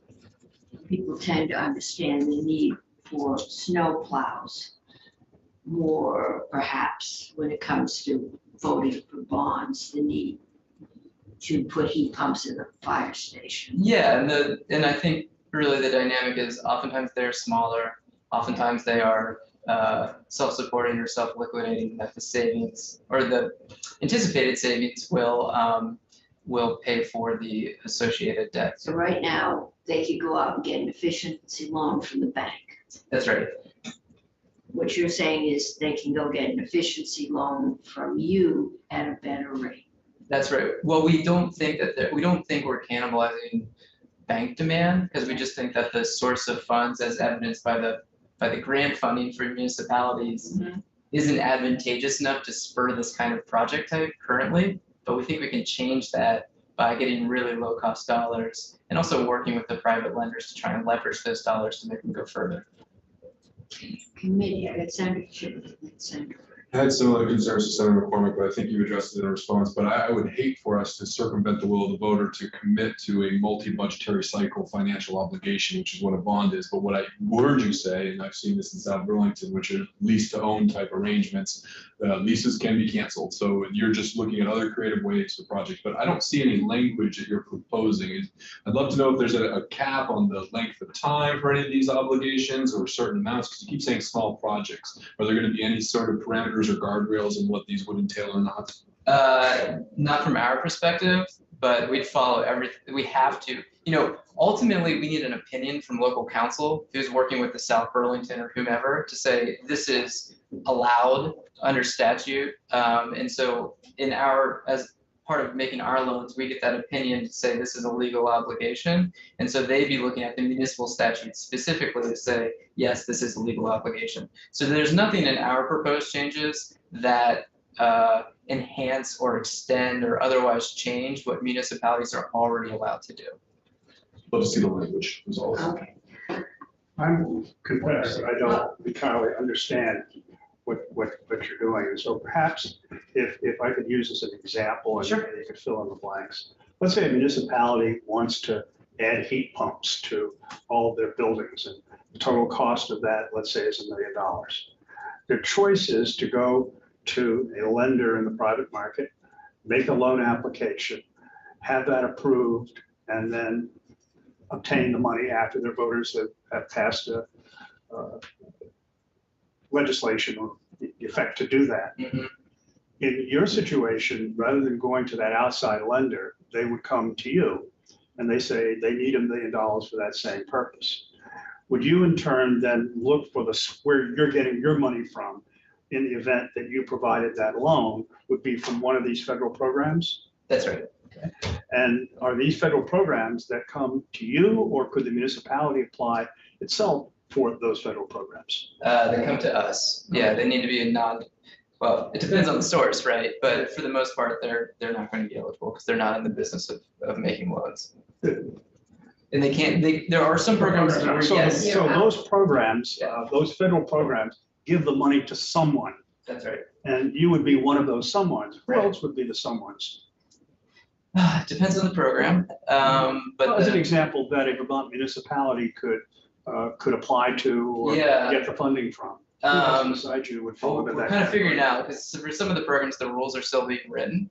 But for the Greenhouse Gas Reduction Fund, which is the big one we want to go after, it's non-depository, nonprofit finance institutions. Okay. So the way EPA is going to set this up is there's going to be like 2 to 15 natural conduits that are going to receive awards, and then they're going to do sub-awards to other entities. So in some cases, it's going to be entities that look a lot like the bond bank, and some. But in the event that the bond bank was not involved in Vermont, and you did not come up with this idea, how would a Vermont recipient get those monies now? Yeah, it'd be difficult. They'd probably be looking for national nonprofit lenders. Examples would be? Well, a lot of the national nonprofit lenders are focused on nonprofits and community facilities, but trying to think of somebody who does municipal loans. I'm really drawing a blank. Well, are these programs specifically designed for municipal loans, or are they designed for nonprofits generally?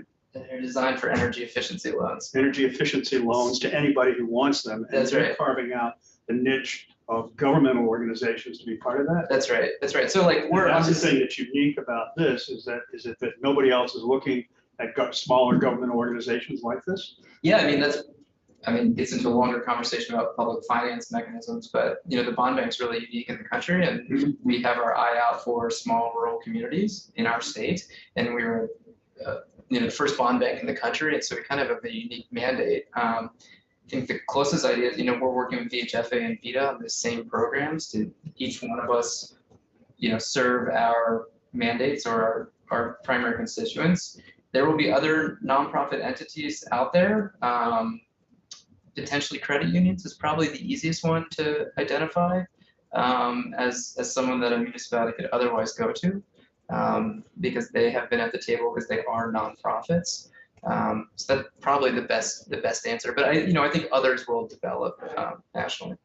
Okay, so this is as many federal programs. The rules are being written as we speak. Do you have anything drafted in legislation? I saw we've got a presentation or slideshow Yeah, I have a, on our website, but I'm not seeing, because we've got 2 questions. One is this something we want to do? And Senator Bray, I missed you. Did you have a question? I'll go after you. And then the other question is, where do we put it if we want to do it? I think because it's loans to possibly schools who might want to fix their HVAC in lieu of PCB testing. This might be a possibility, and we could put it here. The school construction has come up, or then there is our beloved Christmas tree miscellaneous tax. It's not a tax, but that would only count if we get charged for germaneness, and it has a newer, broader, looser title this year. So we might get it in there. Those are the bills that Representative Kornheiser and I could come up with off the top of our heads at 8:30 in the morning. But if anybody else has any thoughts, we'll look at, is this a good thing to do? But then if we decide it is, we have to find a place to put it. And do we need to tell you you can do this? How do you mean? Well, you're the bond bank. Are you making, do you have the power to make short-term loans now? We won't be making short-term Or loans. long-term, I mean, do we have to give the bond bank the power to do this? Yes. Okay. So there's about, That's and I not- apologize for not, we have a markup of what we need. It's a total of 4 definitional changes that would allow us to do this type of financing. Then I need to find out who our drafter would be. Sure. But I bet Senator Bray first, and then I'll get to you, because he hasn't had a chance to talk, and I miss. Deal with rules here. We'll go some rules. Oh, okay. So last spring, we did a bill for municipal energy efficiency grants. Yes. But it excluded, I think, schools, right? And so this is, you're just is the opportunity that you were talking about facilitating here for schools as well as municipalities. So it fills in the picture more completely. Yes. Okay, great. And what's the effective interest rate? We don't really know. So what we know is that we're applying for these various sources of funding that will allow us to capitalize new loans.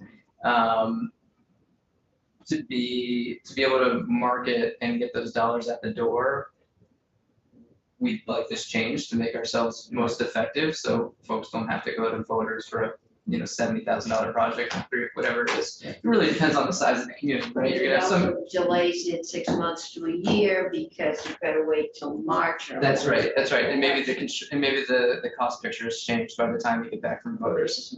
So, but with that said, we're looking at one program where if we successfully receive it, we think at least on a pro forma basis, we can get dollars at the door around 1.5% to 2% for around 10 years. The greenhouse gas reduction fund that I talked about, we probably won't have a lot of clarity around that until summer 2024, but that's the range of rates that we're trying to target because, either you make the economics of a new technology more feasible, or if you're using a more conventional technology, you can buy more projects, do more good. So that's really what we're targeting. So it's generally a 10-year term. It's hard because the sources are what are driving this, but obviously we have this specific ask. On the USDA program, currently limited to 10 years, but we think potentially it could get changed in the Farm Bill discussions that are at the federal level in this next year, in which case folks are advocating for 20 years. On the Greenhouse Gas Reduction Fund, we know the longer the better, and that's what we're going to target. And the measures that are allowed, people often mention heat pumps, but there's a lot of other. So weatherization is part of this. Okay. Yeah, anything, as I said, maybe perhaps this is more confusing than this word, but anything that's otherwise allowed in statute, we can finance. But we wouldn't be trying to do conventional things. We don't want to do maybe some fleet work if it's say electric school buses, but not backhoes and dump trucks and things like that. Yeah. So sorry, I missed that. So the fleet side of things is straight greenhouse gas reductions for fuel efficiency or something like more fuel efficient. But to the extent they're using alternative technology, then we'll probably be interested. But the kind of stuff that is currently until that transition occurs, that's not a business we want to be in. Sure. And one more thing. So I just want to make sure pardon me, that I did hear your opening remarks, so I might have missed this. The program last spring was very much oriented in municipal buildings. Yep. You're saying this is buildings plus transportation opportunities that are fossil fuel powered at the moment. Yeah, I mean, anything, and I think the other thing, obviously about the program last year, it's capped at $500,000. So, that's only going to get you so far if you're looking at a campus style or multiple facilities. Yeah. And so then, eventually we can fill the gap. Right, and that was just to stretch the pot of money to more municipalities. Yeah, it makes total sense. But our hope is we can fill in the gap with I those. assume you could use if you decided you needed to buy a couple of police cruisers, then you could get an electric model. I'm not sure that you can yet, but or you wanted to replace plows, then you got a better deal. But you could use the grant plus the loan as part of your financing package. Yeah, obviously we need to follow the rules of whatever funding source, but we don't have any pre-existing limitations on mixing funds, and it happens all the time. Senator McDonald, right, you were done, right? Yes, thank you.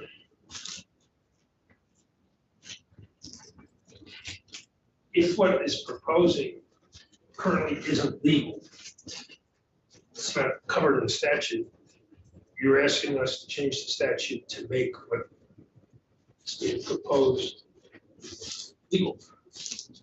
I would not precisely. It would allow us to legally to be able to do it as the bond bank, but our counterparty, our borrowers can already do it. It's already legal for them. It's already legal for the towns to do it. They can go to the bank. Well, They can't go to the bond bank. I'm trying to understand Okay. the process, because as members of the rules committee, rules are written to carry out statute. Right. Statute provides the authority for rules, and we're told that the rules are being written as we speak. That's in Washington. So we are crafting our statute to mesh with the rules that are already being written. No. We're writing our statute to allow the bond bank, we know there's money coming, and there's money coming so they can do loans for greenhouse gas projects. Right now, it's legal for the towns to go to the bank and borrow that money. But this money is coming through not-for-profit, so there's probably credit unions, and the bond bank could qualify if we give them the legal authority to do short-term loans using this money. The rules in Washington, and we've dealt with this for ARPA and everything else, are still being developed. So we don't know yet if they can do, one kind of project and not another, if they can only loan to not-for-profits, if they can, if they've got a cap, all that. So it's been suggested we change the law to make it possible Yes. for what is in Washington, they're writing rules.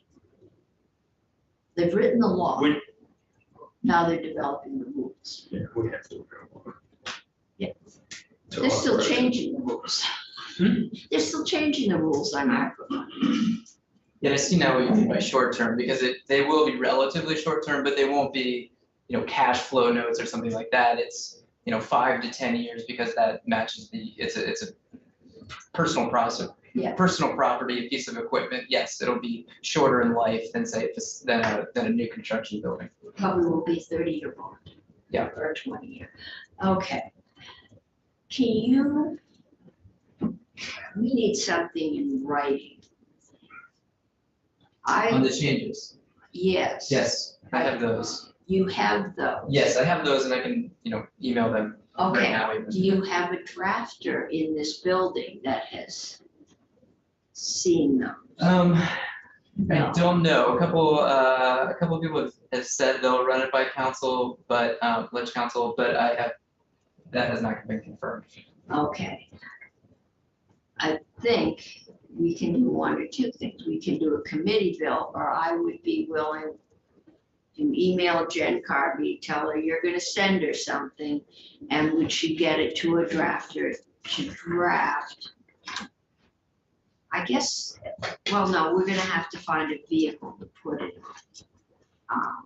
And you might wanna talk to the House about finding a vehicle, but we need a piece, yeah, we need a written document. So I could do a drafting request, or anyone here could do one. In our council, our bond council has put it in the form, we're new to this. They're so- very touchy. Yes, yeah. So we have a couple forms that hopefully would shortcut the process, but we've done a lot of diligence, and that's why we're here so Okay. late. Okay, so if you can get that, email it to Jill, and I can get the bonding request in, or the drafting request.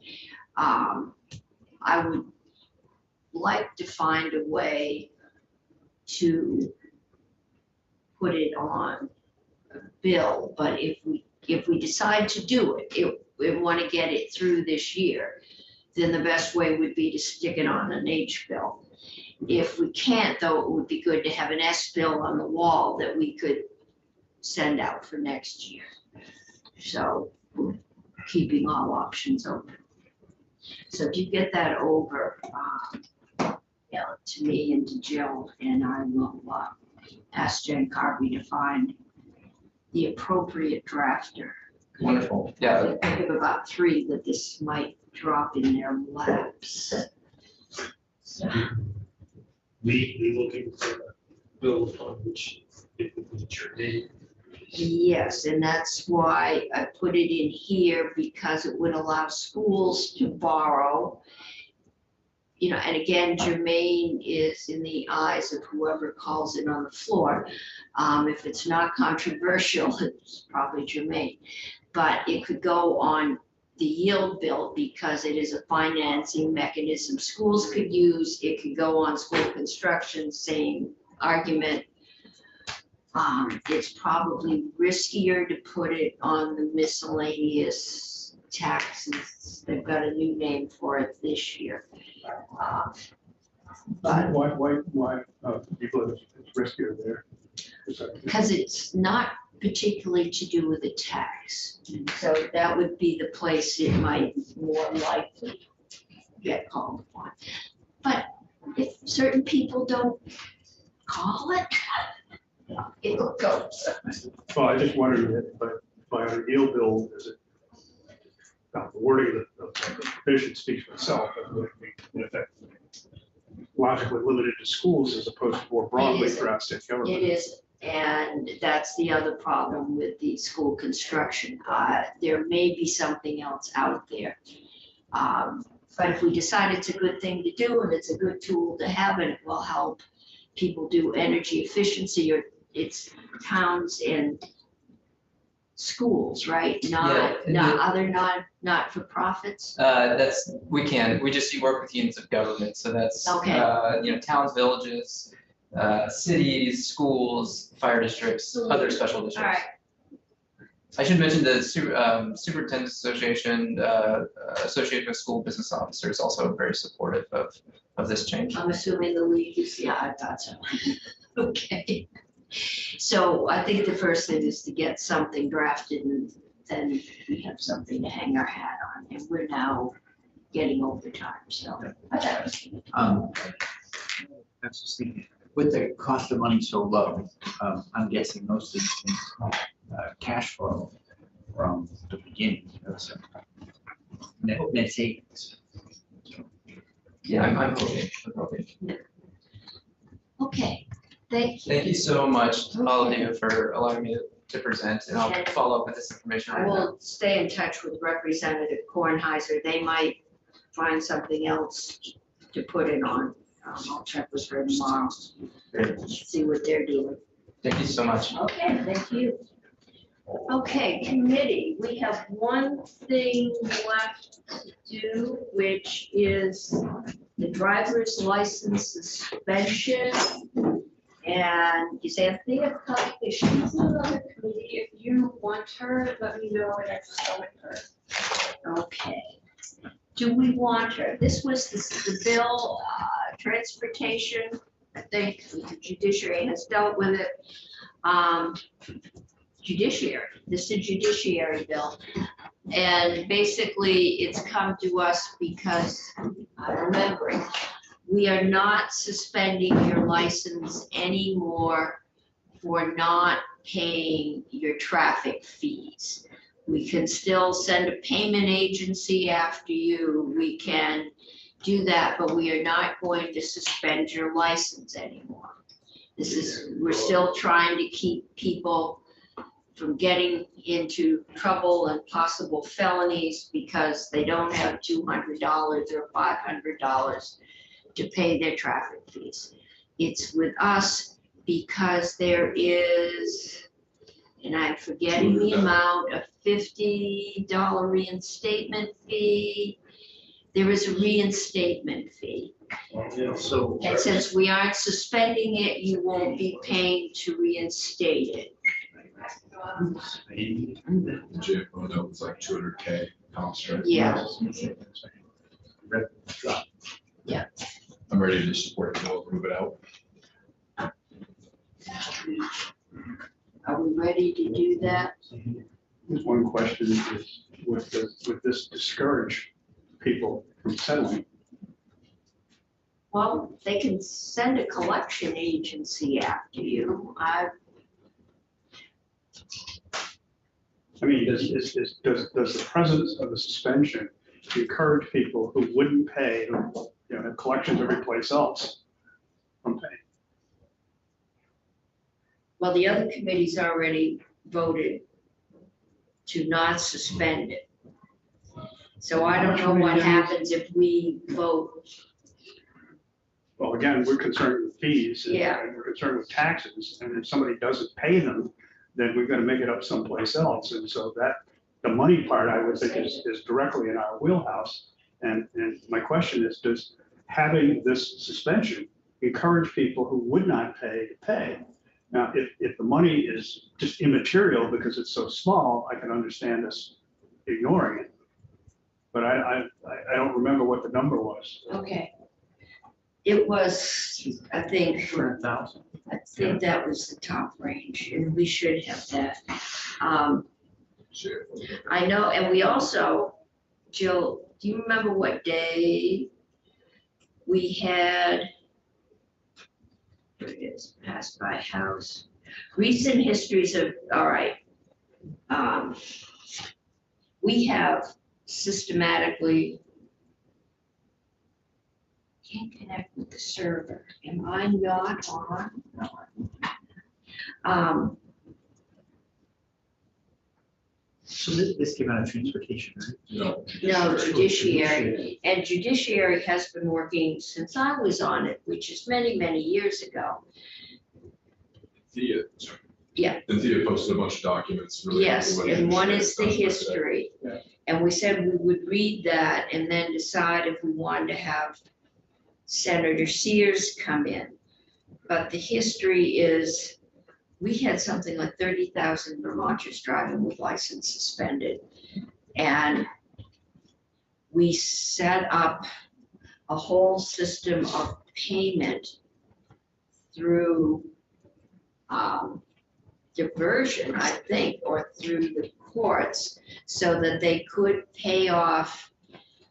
Because if you're working for minimum wage and you get a $500 fine, and we kept adding little tweaks and things on that, and you can't pay it, but you still got to get to work to pay the groceries you drive.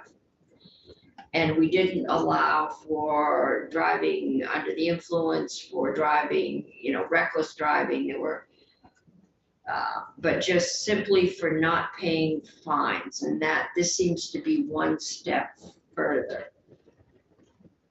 I don't know. Didn't we do though, from basically all these things, almost allow people to pay $1 a week to pay it off? Just as a commitment to. Right, but what, yeah, so they're still gonna pay, and they can still pay the $1 a week.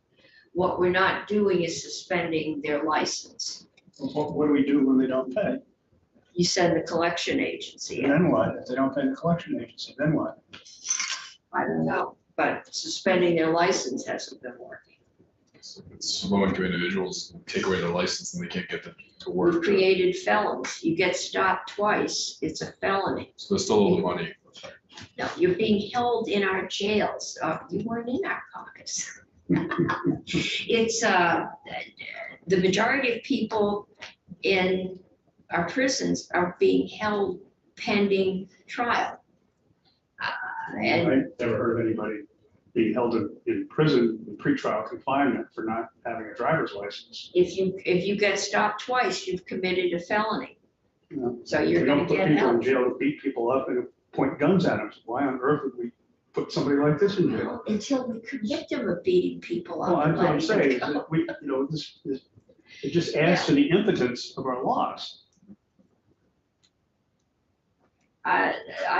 Judiciary's made this decision. We can kill the bill. I will be absent when Senator Sears storms in here. So they won't put him in jail for hitting me, so. He doesn't hit, he just yells. But so I was gonna say, maybe we could have some from judiciary talk, just come in and visit, might help. Well, that was the idea. You were all supposed to read that history and then tell me if you would like Senator Sears to come in. I'm raising my hand for yes. I really want to get this out. Regarding impotence, if I may, Yes. this, I would just refresh our memory if I recall from the testimony. It's just for moving violations that do not include DUIs, none of those would be included in this. This is, you know, you go through a stop sign, you roll past a speeding ticket or so on. So I'm okay with making those not compound to be a felony by suspending their license. So I think this is an okay thing to make our laws a little more impotent. That's my perspective. Happy to have the judiciary come in. Maybe we could I ask, retract the request. well, I was gonna suggest if Senator Chittenden is going out the door, you could ask Senator Sears across the hall if he'd like to join us. Right over. It's in the neighborhood. He's in the neighborhood, Um, and he's gonna stay until 4:30 for a chairs meeting anyway. Has that been canceled? no, I just checked it actually. I miss that every day because they put it on the afternoon. I'm not doing my emails sitting in here. It might, someone asked me why were we doing this on the street? I'd say because, you know, just social equity. They're just people who are unable to pay, then they get into this rut. And I get what you're saying, 100%. But it seems like the real people who are stuck in this situation. Thank you. Oh, is that everybody? It doesn't really matter what we say about the money. They're staying where they are. Senator, thank you. We gave people the history. I was hoping to vote out the license suspension bill. But Senator Brock had some questions about, I remember when I was on judiciary that we first found out, was it 30,000 people in the state? 60 were driving with license suspended, and we started trying to fix that, and I saw this as a continuation, but. But it's a continuation. This is just not keeping people suspended who can't pay the fine or don't pay the fine. It's allowing them, quite frankly, to get away with it. But the problem of driving without a license is bigger than just driving without a license. It's, for when a license is suspended, it's also they have an accident. They don't have insurance. If generally, it's hard to get insurance if you don't have a license, right? I think they require that. Do we know that folks who are in this category that would, in effect, be allowed to get licenses, would get insurance if they, how do they afford it if they can't pay the ticket, even at $1 a week? Believe that the diversion board generally work with some of them. But I don't know that they would, but if they're driving without insurance, then that's against the law if you're from Vermont. And this is just for, you know, traffic violations. It's not for DUI or other serious, you know, operation negligently and so forth, so. What was, Attorney General Donovan had a program, was that for this same kind of thing? Yeah, Restore licenses? We've been making attempts, Senator Cummings is It's gonna be correct. over 10 years. I'd say 20 years. Yeah. We've been dealing with this problem of license suspended, and we found that working with people, we can get it down. It's now down around 15,000 people, but you know, as we have worked on it, but it's still a major problem, and this is trying to get people's licenses back. It's going to cost us some money. That definitely but would we get it anyway? That's, you know, I guess the thing what is- is the collection rate of some of these fines? Well, that was one of the reason that I started questioning in the first place. I looked at the whole list of things that we've done over the years, which makes it easier, or less punitive. And if you take away this last thing, does that in fact encourage some people not to pay because there's no consequence to it? You know, so you get a call from a collection agency, so what? Well, if that's all that we ever do. All I can say is that the House passed the bill. The Agency of Transportation was supportive. The Department of Motor Vehicles was supportive. Generally, in the Judiciary Committee, we're supportive of trying to deal with driving with license suspended. It's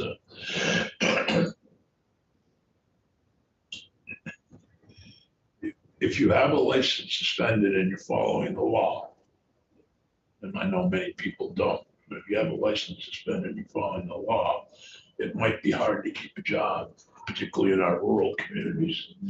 I mean, every now and then I'll see somebody on a bicycle driving to work, and I'm pretty sure they probably had their license suspended and they're doing the right thing. But many people don't do that, and then they're out of work and not keeping up with child support. I just want to make sure, is it the way we have right now with, I don't know if this will work, if that's the question. well, yeah, no, it's just, I just wonder, is our system such that if you don't have a license and you don't have the money to pay for it, that you can go to one of the agencies you said and say, This is giving up the reinstatement fee. right, That's the fee that we're giving up in this bill. But we're not suspending licenses anymore simply because you can't or don't pay the You fee. don't pay them. But it's like taxes. I mean, some people are not going to pay them no matter what you do. But most people do pay if they can. well, the 15,000 people we have suspended aren't in the overage, all in the overage category at this point. Do we know how many people we're really talking about? I think there's a lot of people that are driving without a license that never had a license in Vermont. They don't get caught, but they never had a license. Or they don't bother to renew one or whatever, they just don't have a license. And, you know, unless something happens, they'll be caught. Nobody didn't have insurance either. In rural country, you drove your farm truck. Right. In and out. But, yeah. you know, it's been a search for a way for years. And just one more attempt to deal with the problem, whether it'll work or not, I can't guarantee it'll work. I think it's worth giving it a try. Committee, any? Thank you, Senator. Thank you. For accommodating us. Pleasure to be in here. It's much quieter in here. Yeah. Appropriations right now. That's nice. Well, we just started market. Yeah. We don't have money to give out. See, that's why we have very few visitors. Well, you might draw a crowd if we overspend it there. Or you don't fund somebody. Pardon me? I said, or you don't fund somebody. Right, well, that's gonna happen. Then we should raise the tax. We will have a lot of people not funding, unfortunately. Get that At the impression level from they hope. Senator Kitchell. Okay, You know? committee, what is your pleasure on this one? Senator Bray. I would move that we report favorably H53, an act relating to driver's license suspensions. You got your.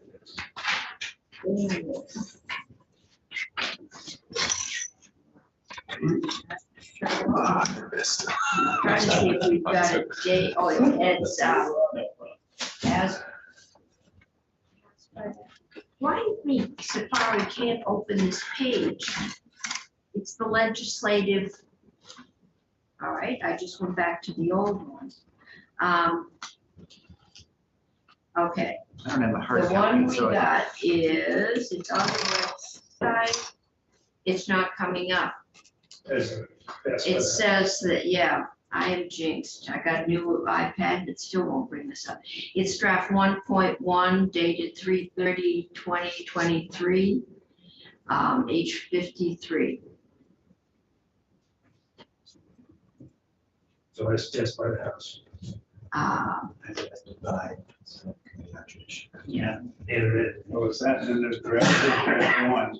what's the Difference. move to amend the bill as proposed by Senate Committee on Transportation. Is that 1.1? The judiciary. Well, that's They what's already in sent us draft that. 1.1, right? Yes, it's the bill that came to us that I can't pull out. So my motion is to report favorably the bill as amended by Senate Finance. Senator.